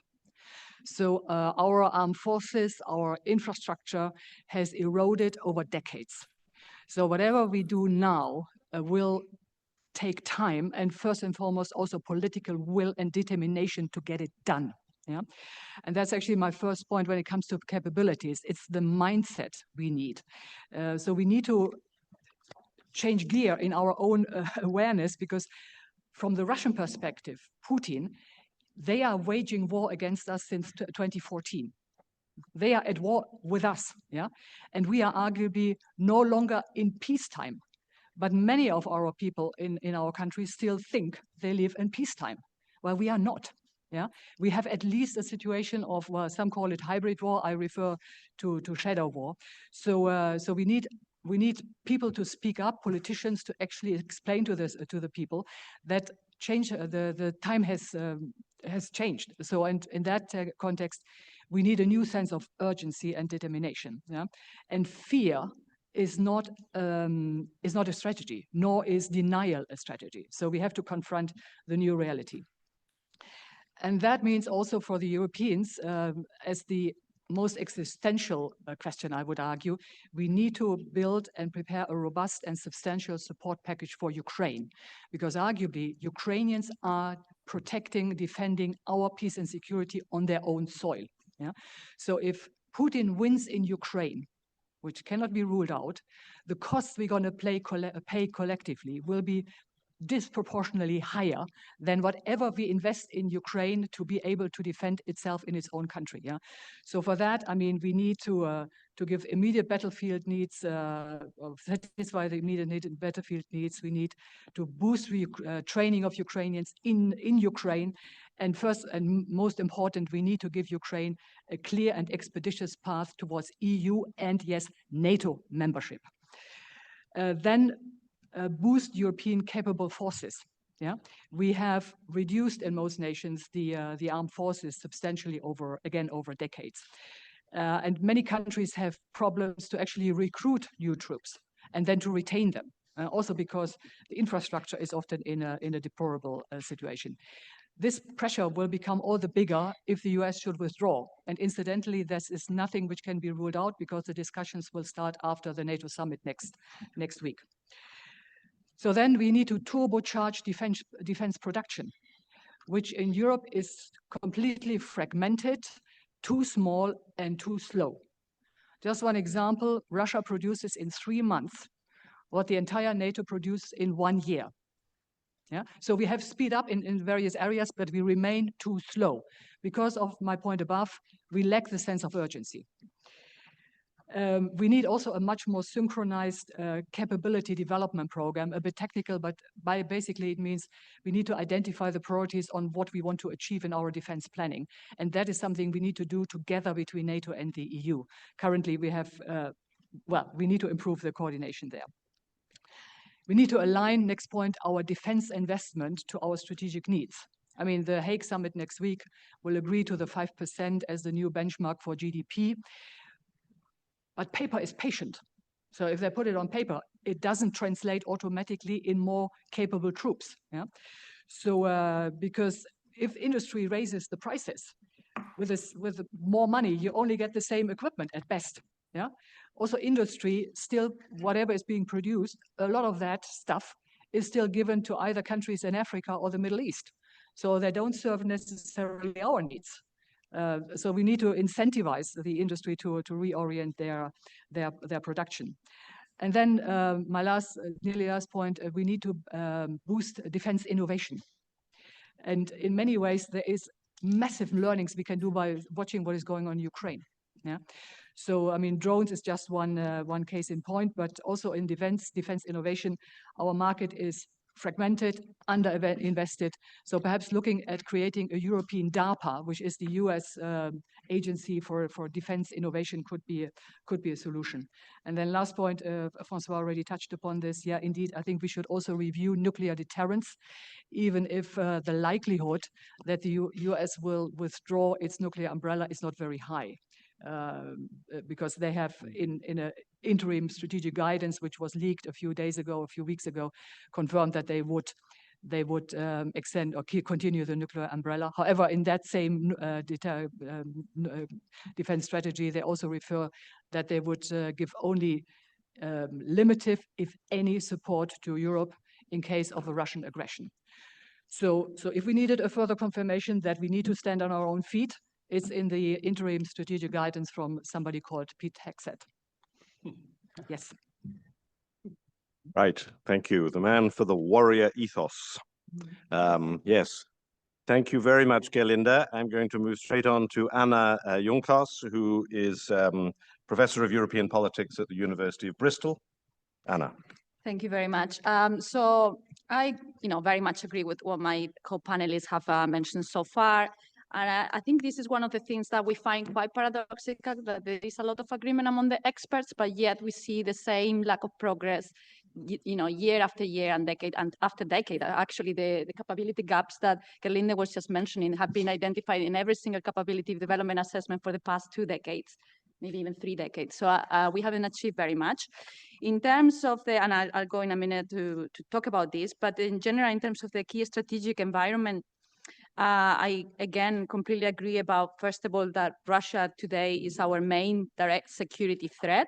And if Russia is allowed to achieve its military goals, it's not going to stop there. And then Gerlinde was giving some of the kind of the evidence that, of what this means in practice. I think Mark Rutte a couple of weeks ago said that we are all now on the eastern flank, and yeah, this might be an exaggeration, but it is true that Russia has continued to scale up its kind of war economy at pace, including reaching kind of 9% of GDP, 40% of the federal budget that is spent on defense. So we can't wait for another 5-10 years to then react to this.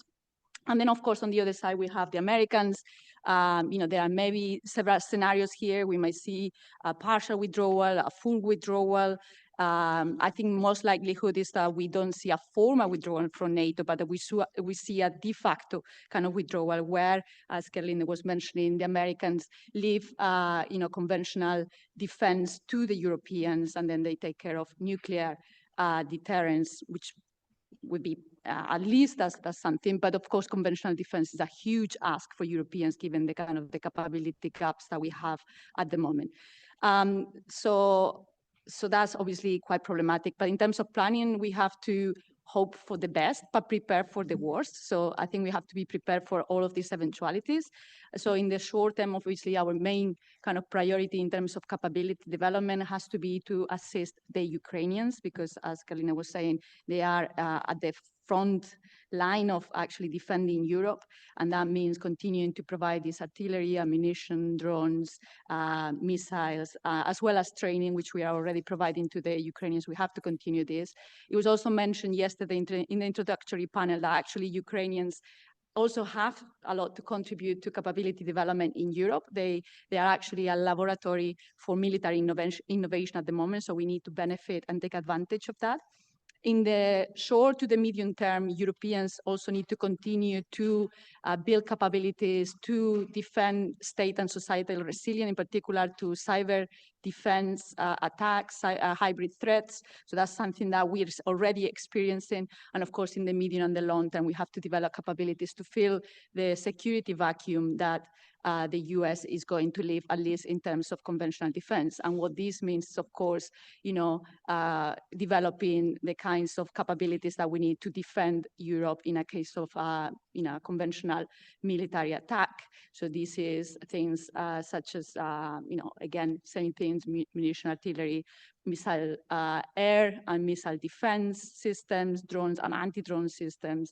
We also have to develop all the kind of strategic enablers that at the moment the US is providing to the Europeans. So basically we are relying on the Americans for strategic airlift, air-to-air refueling, maritime awareness, and we also rely on them on command and control assets. So we don't even have those kind of assets when it comes to launching operations, especially those that are outside the kind of the framework of Article 5. So a lot of capability gaps.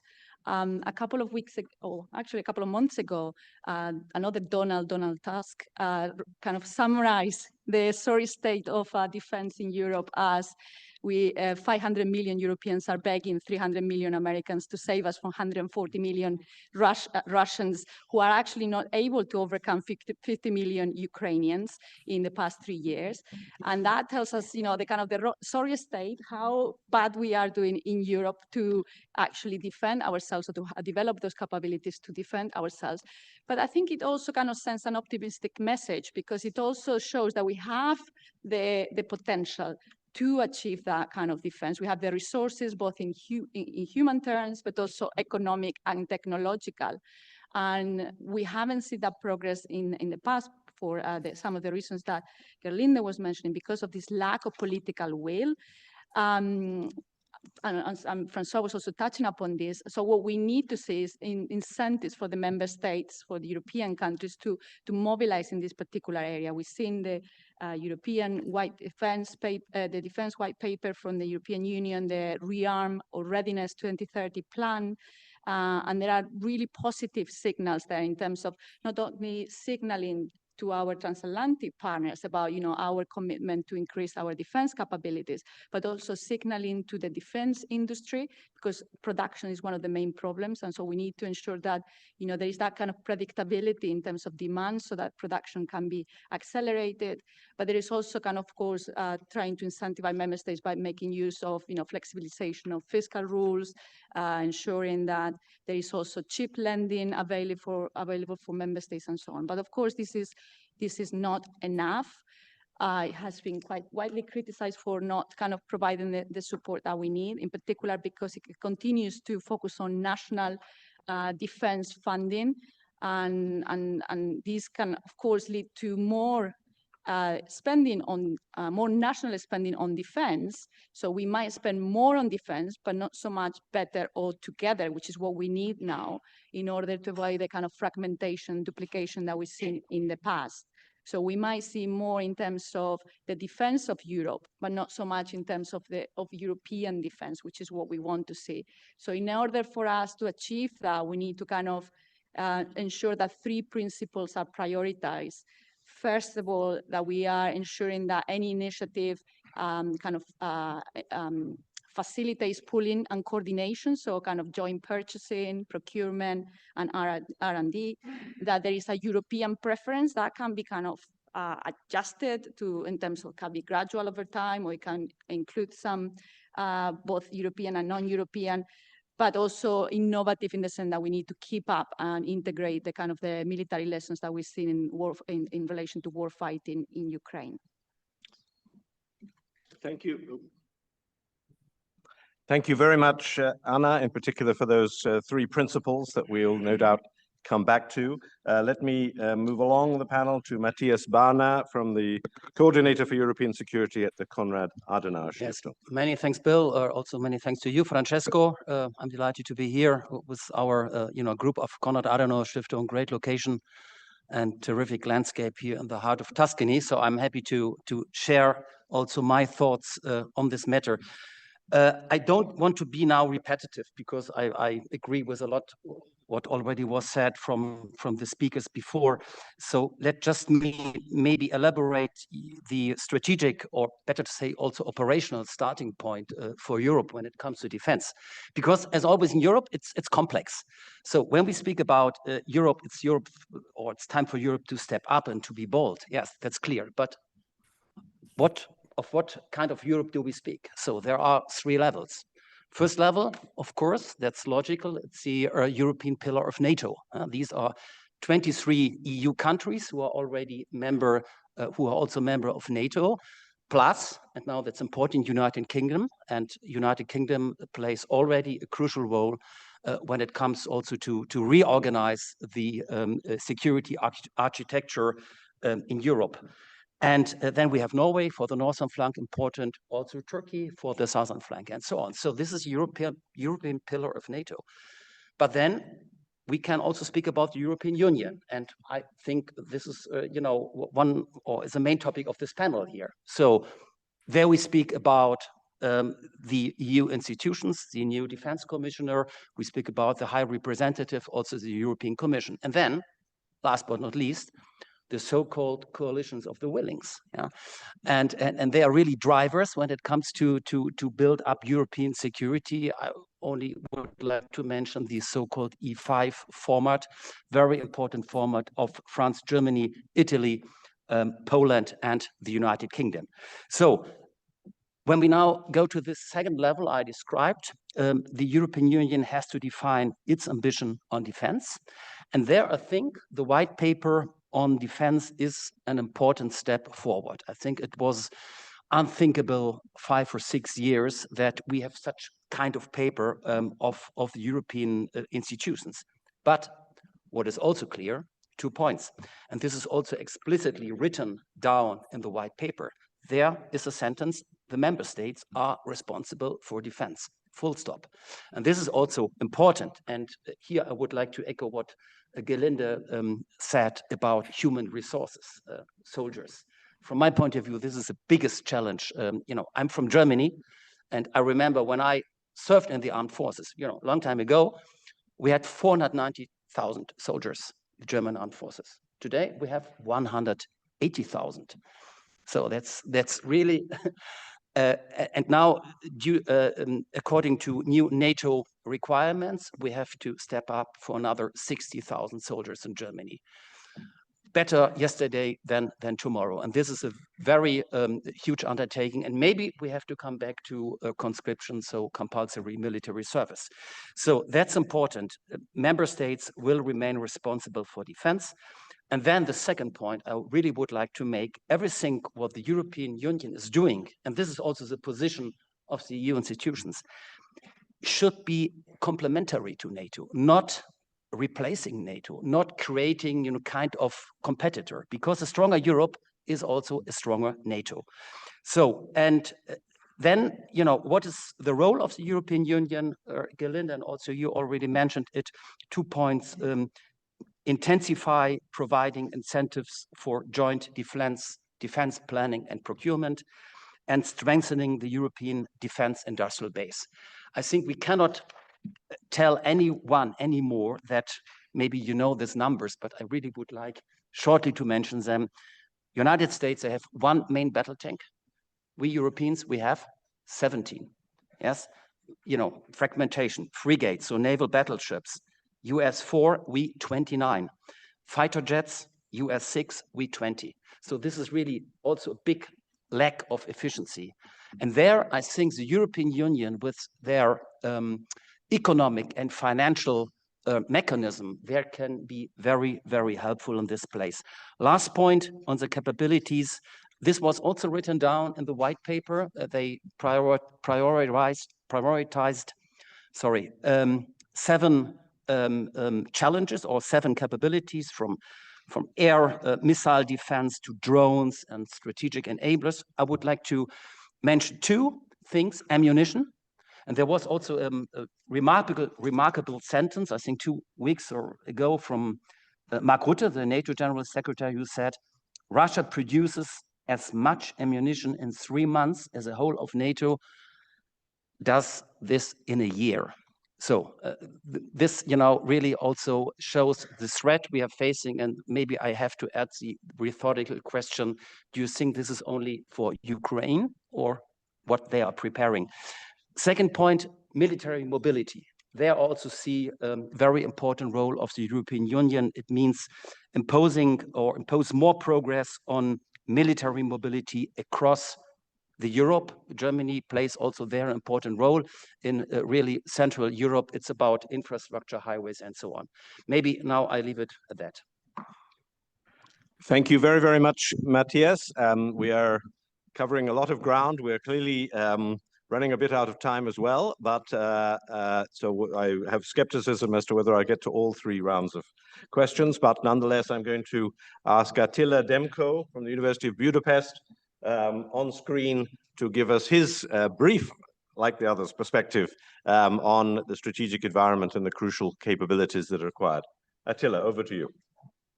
Thank you very much for this opportunity, and I will try to be brief. Yes, a lot of things was said I agree with, but I'm from Hungary, so I will play the red team, the devil's advocate in a few things. First of all, we are writing still white papers, 11 years after the first Russian aggression. The European Union did not really gear up its industrial basis, even after 2022. If you read the Kiel Institute's report, it's a prestigious German institute on German preparedness. This is not very high, and we could say it of many other countries. So yes, it's good that we start, but it's 11 years late, at least. And let me say a few words about what we do in Hungary, because I think a lot of things are misunderstood regarding what Hungary did. We don't do white papers, we build factories.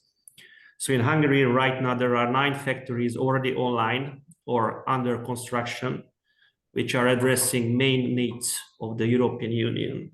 An ammunition factory built together by Rheinmetall near Budapest, 155 millimeter, 120 millimeter, and other types of shells are being made in Hungary, which are in great need in Europe. Explosives factory next to it, also in cooperation with Rheinmetall. Mortar factory, infantry fighting vehicle factory together with Rheinmetall. It's called Lynx, one of the most modern such infantry fighting vehicle. Factory in cooperation with Airbus helicopters, which is making helicopter parts. Small arms factory, all NATO standards, what I'm talking about. These are all NATO standards. MREP factory together in cooperation with a Turkish company. And also we have a facility to develop radar and missile systems together with Elbit, which is an Israeli company. And this was done by Hungary, by the way, and it's not really addressed or acknowledged anywhere. And these are all capability shortfalls. What else? We are introducing 2 air-to-air refueling airplanes to our Air Force. One is already in Hungary, that's an Embraer from Brazil, and the next one will come next year. So air-to-air refueling, that's also a big shortfall, and actually we are providing much more than the size of the country should provide to common capabilities. Also about the strategic environment, I fully agree with that we should do more. We should do more. Europe really enjoyed the peace dividend for a long time, but we should not overestimate Russia. Russia is not on the way of fully defeating Ukraine. Absolutely not on the way of fully defeating Ukraine. Russia is unable to occupy all of Ukraine. Russia will most probably, according to my and my team's assessment, achieve a tactical victory, occupying a large chunk of Ukraine, 20-25% of Ukraine or even more. But Russia is not capable of occupying large towns. It misses the infantry. Russian losses are pretty big, not easily replaceable. They are replacing it for now, but they cannot do it for forever. So our assessment is that the 4 years mentioned usually in Europe that Russia will be able to reconstitute its forces is very pessimistic. It's 7 to 10 years or more. So Russia is not on the way of winning in Ukraine. And if we are not serious about what we say professionally, we will lose the trust of the people. So this campaign of 4 years is not something which can be taken seriously professionally. So what I want to say that yes, Europe has to stand on its own feet, not because United States will withdraw. I don't see it a very likely scenario, but because other crises can happen, like the crisis in Iran, which the United States will focus on, like a possible Taiwan crisis, and then we are alone. So yes, we have to stand on our own feet, but we have to do it not with creating new and very nice white papers. Of course, these are important, but we have to do it with creating factories. We have to do it with creating capabilities, because the only thing Russia or any other potential adversary looks at is capability and not white papers. Thank you. Thank you very, very much, Attila. That's, I think I like particularly the point that we must stand on our own feet, not only because of these, or not principally because of these short to medium term threats, but because other crises can happen, and regardless of the political environment, we need to be able to protect ourselves. Now, we are short of time, and I'm conscious that Matthias and his group have to leave shortly. So I had said that the last round of questions would be about the two or three most urgent recommendations that, recommendations for most urgent actions that each of the panel would like to suggest. So I want to, and I know that Francesco and Vision want to have a recommendation-based proposal. So let's go straight to that. Starting with Matthias, because you're going to have to go to the airport. No, the mic is not. Okay. We have to go to the airport, and there's already some industrial action, so we have to start now. And I maybe 2 points. The recommendations. What we have to do in Europe, or the European Union and the member states. 3 points. First, or 3 priorities. First, cooperation. Second, cooperation. Third, cooperation. This is the most important thing we have to do. It's about interoperability, standardization, and this is needed to rearm Europe. And then, if I may, one last point also, when it comes to EU and NATO, we have to be realistic. European countries are still far from possessing the military capacity and capabilities to conduct a complex and high intensity war alone. Of course, we have to step up, and I think we already started, but we should also avoid anything that from our side accelerates the decoupling from the United States. And of course, at the same time, we have to build up a strong European military capabilities. So my last point would be, what we need is, of course, a stronger Europe, more Europe, but not less America. Thank you very much, and I hope for your understanding that I have to depart now. Of course. Yeah? Okay, thank you.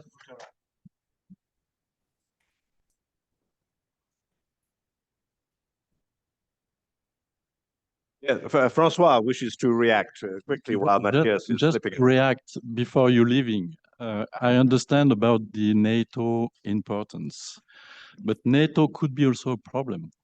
If you take into account that there is Turkey, there is Hungary, there is Slovakia, for a certain number of decisions, you need unanimity. They're also EU members. Yes, but that's why I'm saying we need to build within the European Union, the coalition of willings and so on. Second element concerning NATO, the Americans are controlling most of the F-35 or most of the instruments, capabilities that you would like to use in the NATO context. So just keep in mind, understand perfectly that we are not going against the Americans because Trump will not stay here forever. This is also that's for sure. But we need to have our own capacities. This is the point, whatever it happens on the East or on the West side. Very good. Thank you. Thank you very much, Francois. And I do think that point about, since we're talking about long-term plans, They can't all be shaped around what might happen in the next 3.5 years, but they have to bear in mind the future evolution of the transatlantic relationship for sure.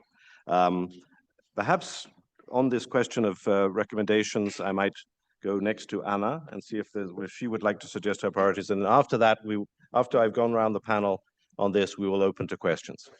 Yes, I mean, just wanted to follow up on the issue of coalitions of the willing. And of course, I think coalitions of the willing are great at providing the kind of the political impetus. So they're great at doing politics. Particularly in the current context, they are great at keeping the British in, keeping the Hungarians out, and then keeping the Russians down. So I think in that sense, it's really useful to have them, but I don't think that kind of replaces the institutions, whether it is the EU or NATO. We need them to deliver kind of in the short and the medium long-term policies that are quite complex for a coalition of the willing to manage on their own. So having said that, in terms of my two kind of suggestions, well, my general suggestion is we need to be proactive. We cannot be waiting for the Americans to see whether they are withdrawing or not, whether they are happy or not. We have to do it before. We have to step up before we are kind of pushed. And to do so, we need to strengthen both NATO and the EU. On the NATO side, I think the NATO defense planning process, which Gerlinde referred earlier on, I think we need to revise it now, be realistic in that development plan in order to account for the fact that Europeans in 5 to 10 years' time will have to take basically responsibility for their own conventional defense. So I think that NATO planning needs to, reflect that reality, because whether Trump is in power, whether there is a Democrat or a Republican, the U.S. is turning to Asia, and the U.S. is going to leave the defense of kind of conventional defense to Europeans. So I think we need to be realistic in terms of the NATO defense planning. That means we will all have to do more in terms of capabilities, in terms of force projection.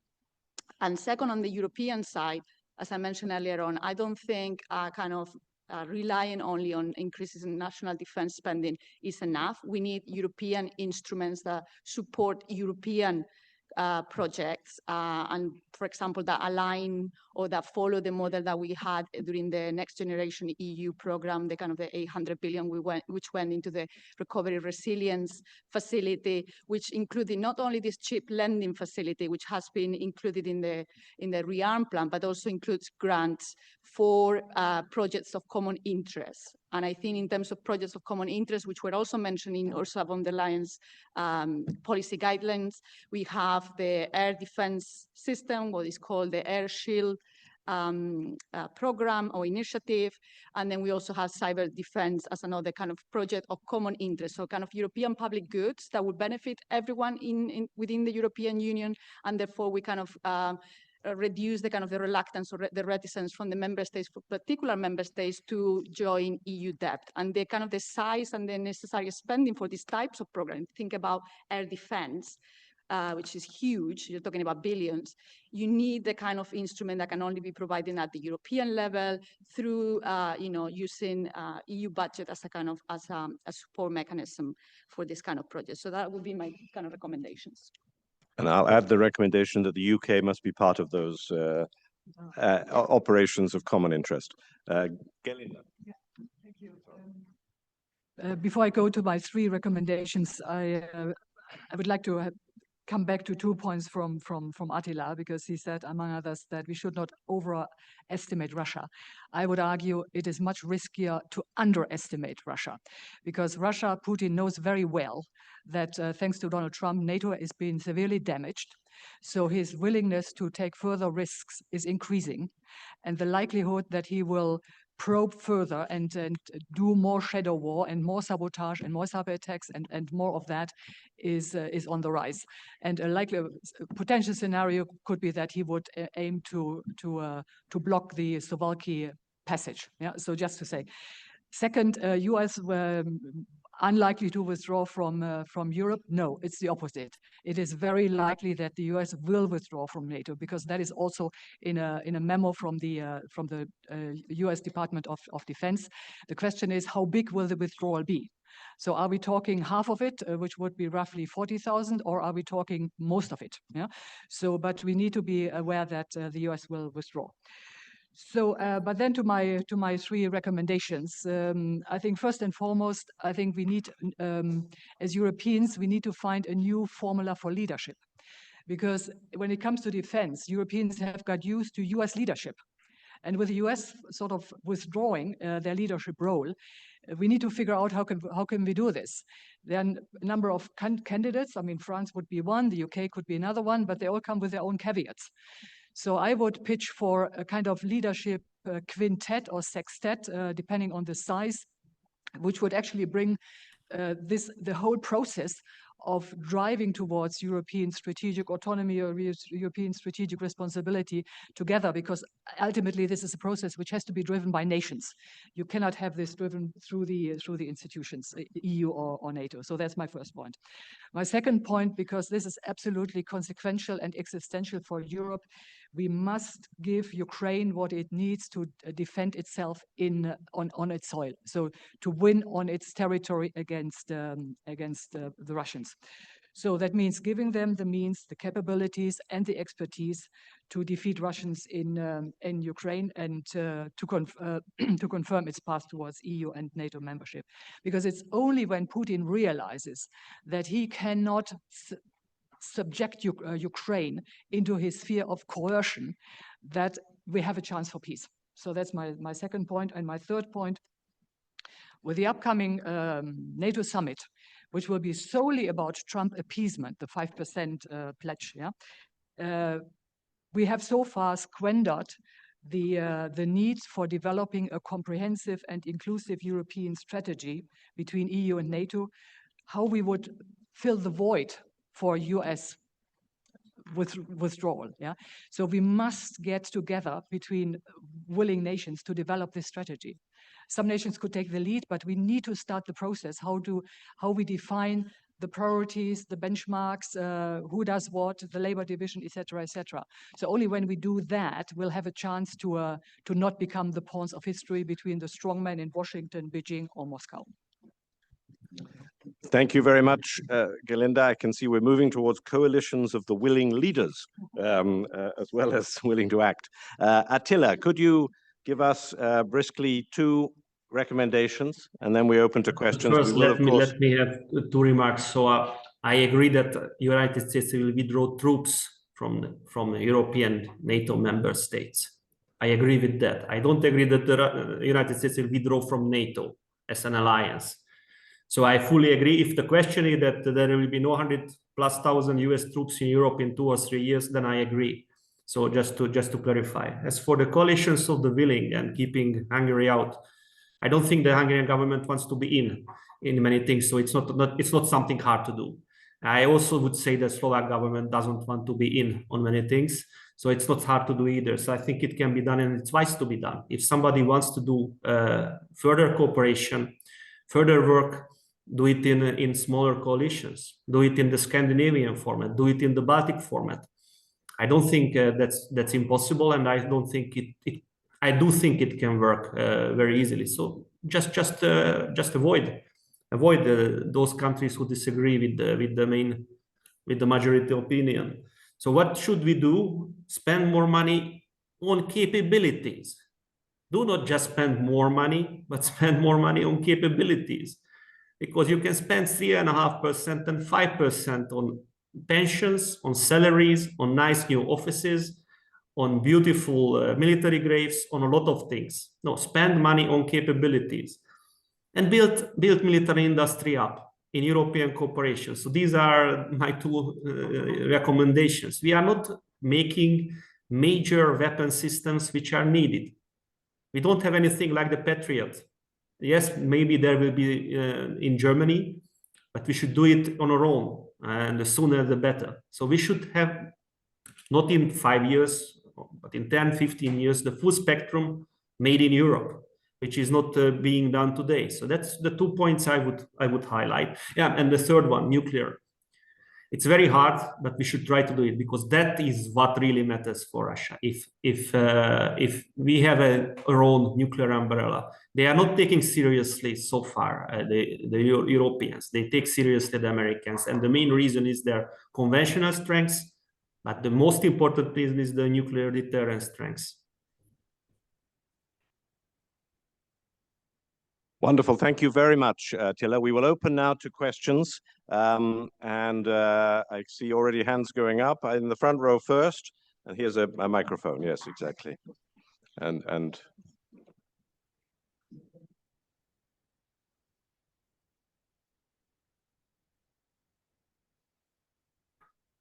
yes, thank you. Well, first point, I'm always a little bit scared when I see too much consensus. Well, I know, but just on the details. No, my question is the following, and far from me from thinking that we don't need a European strategy and defense. Well, I think we might need to challenge some assumptions that are, I think, decades old. And I go quickly to my points. First of all, we need to redefine what is war. I think if the Ukrainian war proves something is that, like I would say most of the last wars, is that boots on the ground don't really work. I think the only area where Russia is really successful, at least in my opinion, is the other side of the hybrid war. And I think the biggest danger to Europe is the attack on democracy, that they are moving constantly through the social medias, through the disinformation, through these kind of things. Second thing I would like to challenge, the nuclear deterrence. Maybe I'm still a victim of Dr. Strangelove movie that I saw when I was very young. Do we really think that maybe even Kim Jong-un wants to go down on history like someone that used a nuclear weapon? I think that, we need this rush to arms, this run to arms is honestly over-exaggerated, even because I don't see in Europe people willing to go and fight and die on the war field. So, my question is, and it's true that there is a trickling down or a spillover of, military technology to the rest of the industry and the civil society. But, if I should put my bet today on how to move Europe forward, honestly, is on other technologies that can also be used on the military. I think satellites, I think telecommunication, I think cyber, all these kind of things, more than this run to have a better tank that maybe in 2 years' time will be obsolete, then, and this kind of thing. Sorry. no, thank you. And I'll only add that, while of course you're right that it can't only be boots on the ground, and there are many other aspects of the war. I think if you asked our European friends in Ukraine whether boots on the ground were important, they might say they were, unfortunately, because it's their boots that have been dying. But Daniel, behind you. But I take your point. Daniel, first. Have you got the microphone? Oh, yeah. Yeah, my questions are more, if you want, practical. So imagine you are a national government in Europe today, and you're here, you should create capabilities. Now you have only limited political and financial capital. Should you put your money and your political efforts on more material or more people? Right? Of course, we'll say both, but yeah. Right? Which one of the two should receive more attention?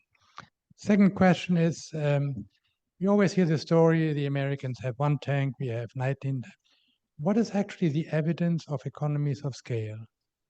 Is the one American tank so much better / cheaper than the various European tanks, where of course they all represent the particular needs of different countries in Europe? So is there actually hard evidence that that's the case? And finally, I think there's hard evidence on this, that the cheapest and best production of military material is now happening in Ukraine. So to what extent should we integrate Ukraine in our military industrial strategy? And maybe the Commission already has indicated that yes, but I would be particularly interested what Attila thinks about this particular aspect. Thank you very much, Daniel. Let me come maybe to Matt, and then Gregorio and I had one question which probably Geolindo might know the most about, which is it's in relation to that question of whether NATO can become actually an impediment to European cooperation. The summit in The Hague has been scaled back to, as I understand it, 2.5 hours at this point, because they're so worried that Trump is going to leave early as he did at the G7. This has been, I mean, I live in the Netherlands, so I know the scale of the preparations that were made 6 months in advance for this meeting. And I don't know to what extent discussions can actually still take place on the sidelines of a meeting like that. But in the long term, if people are so concerned about how the Americans might take these sorts of meetings, where are the opportunities for European cooperation? And is there a risk that if Europeans attempt to schedule meetings on their own, then they engender the kinds of resistance that we used to see from the Americans whenever Europe tried to do something independently on the defense front? I think I'll leave it at that. Yeah. Thank you, Matt. Gregorio. Thanks.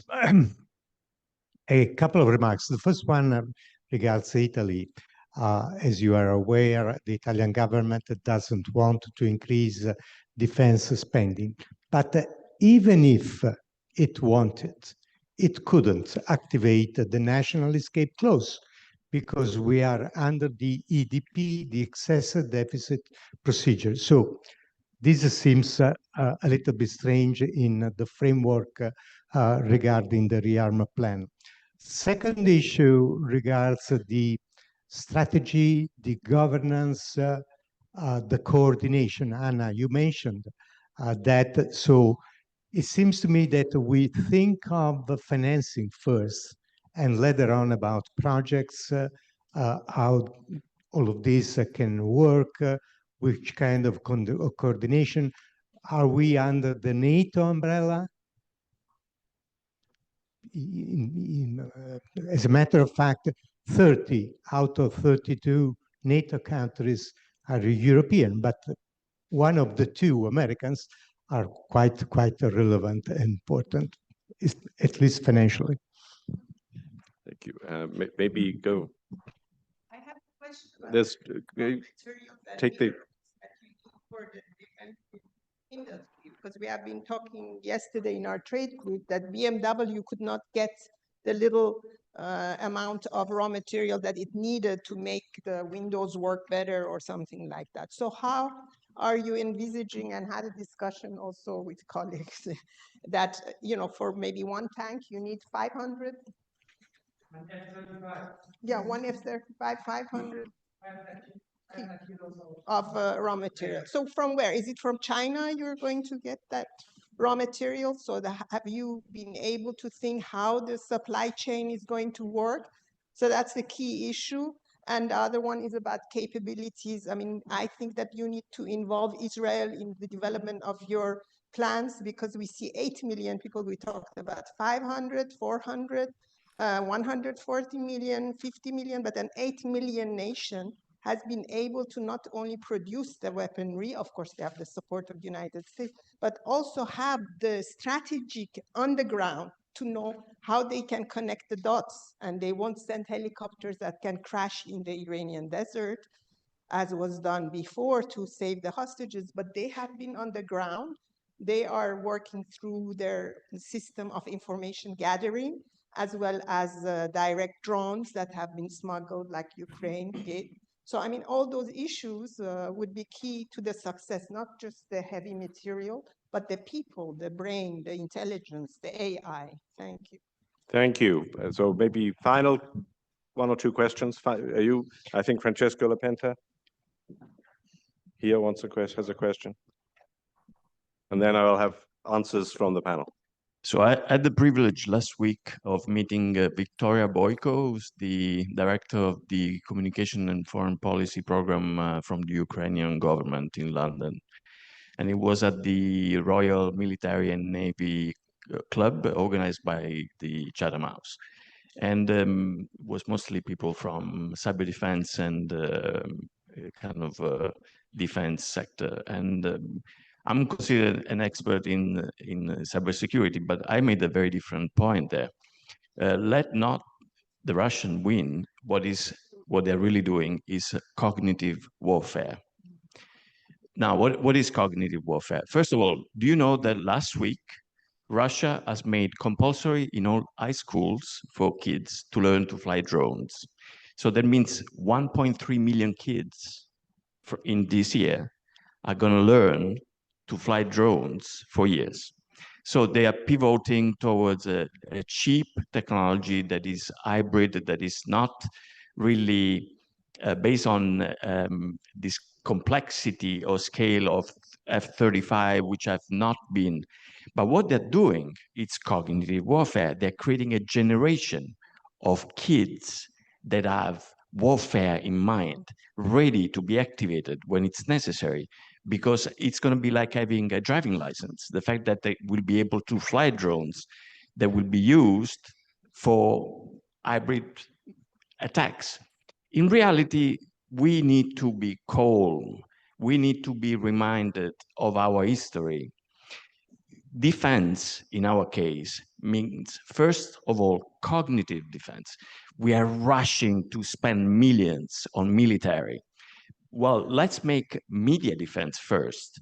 Resilient democratic processes, resilient media that are made in Europe, so that we are cognitively insulated from attacks. It's very easy. Create a platform where all news from all outlets are put together, and you can see where they're coming from. It's very easy to trace narratives now with AI. AI can be used for cognitive defense. The economy of scale that Europe wants to use for military investments in military, this is a scary path, because it's kind of, it goes to the brain of people. We need to spend more money to build tanks. We need to spend more money. Well, it needs to be a counter argument, because there's too much consistency, as someone said. So let's reflect carefully what this insulation means. I support the idea of investing in military investment, but dual use is the right sentence. It needs to be a technology that has a function that is transparent, because that's what the states are doing. The states are going underground in the military industry because it was to their advantage, to their technologies that then can sell to the world after the war. We don't want to get to a war. Russia is not Nazi Germany. They don't want to own Europe. They don't want to invade Europe. Yeah, come on, come to an end, Francesco. This is the end. It's like let's keep calm and keep a vision, and not just rush to military spending. Well, absolutely. But part of the message of the panel is that we've not been rushing, which is what Attila said and others said. It's all about white papers and not about action. So it's true. We mustn't then make the opposite mistake. But let's get answers from the panel, and then we'll close. Let me start with excuse me, Chair.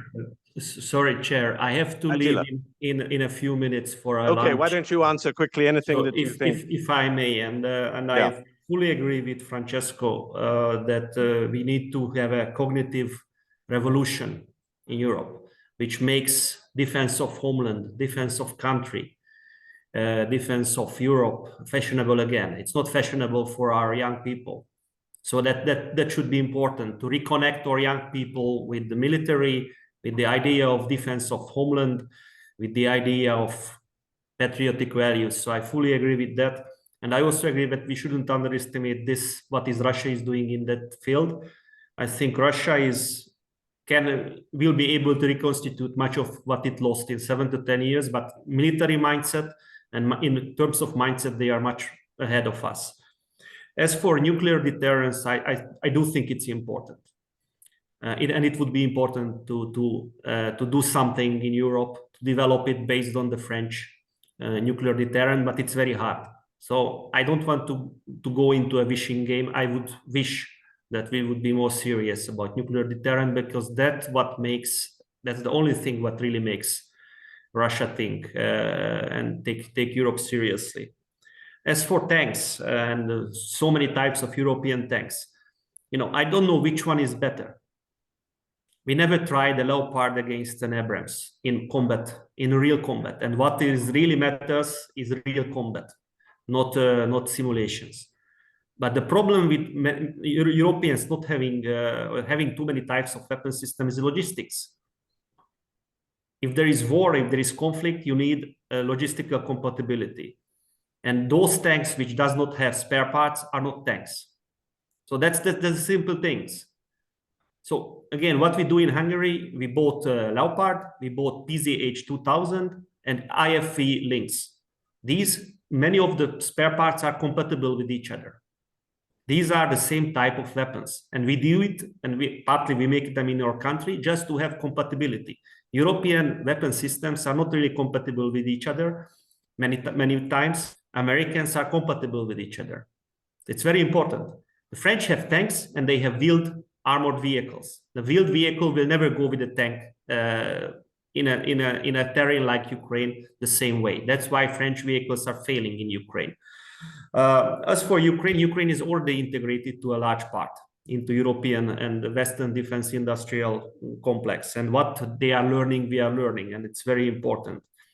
As a very important question on raw materials and spare parts and many other things. That yes, we do have a dependency on outside Europe and even outside the US. We have a lot of dependency in the United States.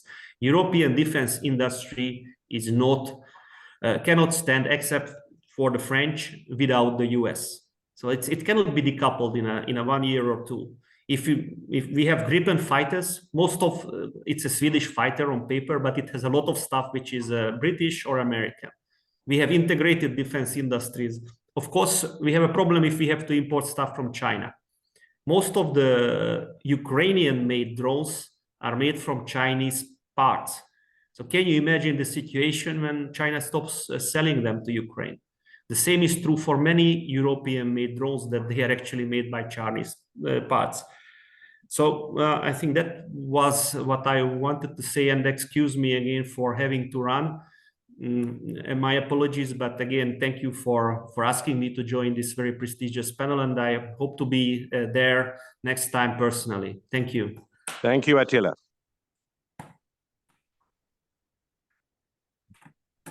Okay, Anna, why don't you go first and then Francois? Sorry.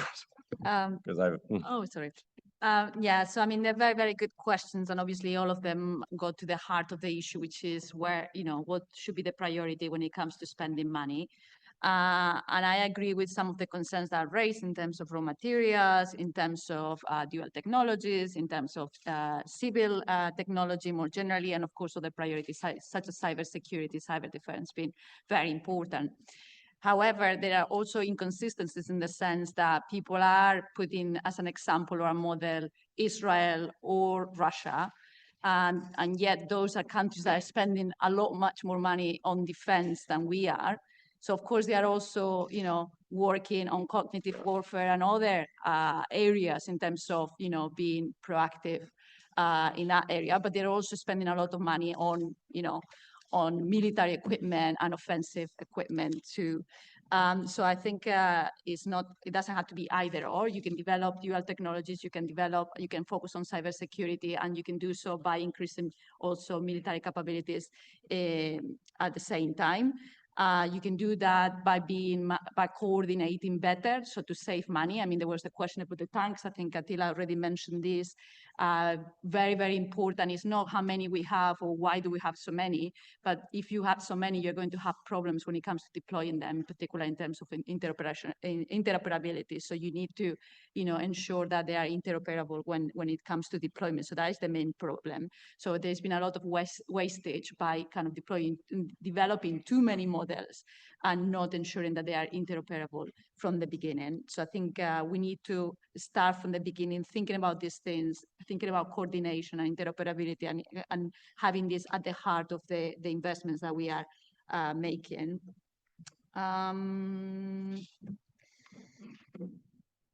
In terms of the escape clause, there are lots, as I said, there's lots of problems with the rearm plan, and in particular with the the reliance on national defense spending in order to reach the kind of numbers that the European Commission wants to reach, which is around 600 billion based just on this increase of 1.5%, by all the EU 27, which is obviously unrealistic. It's not going to happen because the countries that want to spend that money, they are already spending it. We're talking about Poland. And the ones that want to spend that money, it's not because they don't want to, get loans and invest that money in defense. It's because they are already heavily indebted. So having more debts is not going to be something that's going to incentivize them, which is why I think we need something bigger that includes not only loans, but also grants.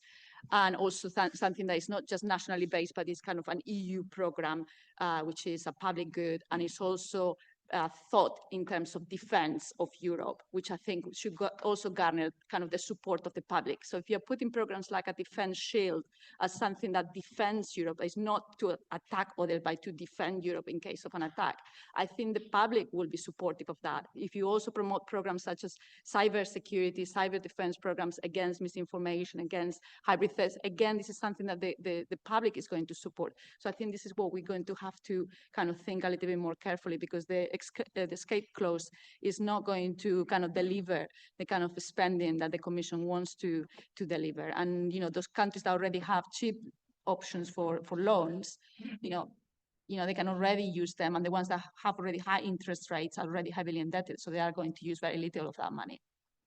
Very good. Thank you, Anna. Francois, and then final word to Galinda. Few answer. Nuclear deterrence. Yes, this is important. I mean, why India and Pakistan stopped after very few days what they were doing in terms of war? Why we are impeding Iran to get nuclear power if this is not so important? And if Ukraine has abandoned its nuclear capacity, this is because we ask Ukraine to do it, but I'm not sure that the situation will be the same if they have kept their capabilities. Second, concerning Daniel, more material or more people, well, this is like energy. This is a national mixed. The Commission could help to make sure that the nations are deciding according to their own problems and capacities. Not all the armies have the same problems. Concerning the economy of scale, yes, but between 1 and 19, maybe 1 and 5, this is better. So we have economy of scale. Concerning Ukraine and how to integrate, yes, but France, for instance, and to make the connection with the previous session, has decided to ask the French car maker in Ukraine to change and to do drones with the Ukrainian, so to invest and to help the Ukrainians to build drones in Ukraine. So we are trying, and this is what we were saying before, we are trying to make Ukrainian army much stronger. Concerning the raw materials and so on, we did not mention that, but there is a question of European by act. I mean, all the money that we will invest in the defense capabilities have to be for the European product or the European factories. There is no reason, because of the economic situation of the countries, to spend our taxpayer monies for other jobs elsewhere. So there is an issue, and we have, I mean, at the European level, we are fighting in a nice way to make sure that this money, because this is not a lot of money, has to stay on the European continent. So this is something that we have to keep in mind, in particular because we are spending money for defense. So we need the agreement of the citizens. At a certain point, the citizens will come to us and to say, you're spending money for products which are done or jobs outside. We need this money for something else. Concerning the war, yes, we are at war against Russia. I mean, the only one who said that is the French president. We are at war against Russia. Disinformation, all hybrid actions, and so on. Yes, this is a fact, and this is continuing. So we have to be aware that we are on the wrong run against not Russia, against this regime, which is different. And finally, Galinda. Yeah, thank you. Yeah, always great to have such a knowledgeable audience here. Great. So a few points from my side. Nuclear deterrence. Clearly, these nuclears are not produced to be used. They are produced to be not used then, because they are largely meant to avoid that we can be coerced by somebody like Russia. Yeah. But if we as Europeans want to go towards a higher level of strategic responsibility or strategic sovereignty, I think we should look into how we can organize an extended nuclear deterrence based on the French and the UK models. Yeah, at best within the NATO context. Then on the Daniel's question on more people or more material, well, ultimately it will have to be both. I mean, first perhaps starting with more people, but then you need to equip them, and then they need the right equipment, which arguably will be a combination of the new stuff, the drones and the artificial intelligence enabled tools. But as the war in Ukraine also shows, I mean, battle tanks and armored vehicles still make a big difference on the front line. So it probably will have to be a combination of the both. On the fragmentation, just one figure. I mean, the defense investment gap analysis, which was done in 2024, estimates that 400 billion of economic waste due to inefficient use of defense spending. 400 billion over the last 30 years. So we are losing out massively. Integrate Ukraine in defense procurement, defense planning, absolutely. That's also why I think it is absolutely crucial that the EDIP, the European Defense Industrial Program, is finally being approved. I mean, it's in the making since over a year. We need a sense of urgency. We need to have it. Yeah, it will enable a lot on the European side. The summit in The Hague, absolutely, it has been reduced to one session actually in order to not irritate Trump or to appease Trump. There will be a dinner the evening before on the 24th with heads of states and government. President Zelensky will join that informal dinner. They only have it as a dinner because they didn't dare to do a NATO-Ukraine council meeting.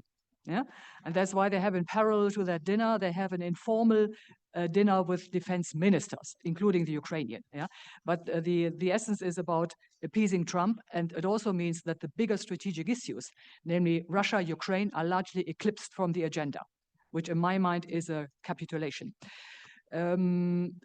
Raw materials, I think in that respect, whatever the EU is doing in terms of supply chain security is absolutely crucial. And I think with full support from all NATO nations. And last but not least, cognitive warfare. Yes, right. That's why I think the EU strategy for civil preparedness is absolutely crucial.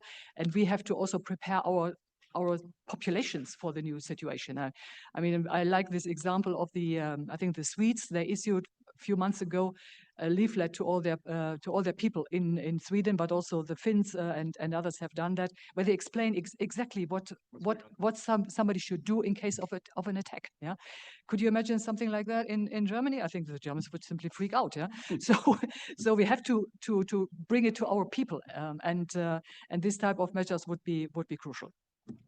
Bill. Thank you so much, Galinda. And I thank the audience for your forbearance in allowing us to go 40 minutes over schedule, although we started rather late as well. But nonetheless, I thank you for your forbearance. I think you will agree with me that the reason we did is because it's such an important subject with so many important contributions from the audience as well as from the panel. Let me thank the panel very warmly for their contributions. And this will be, I predict, a constant element of future conferences as well. Thank you so much.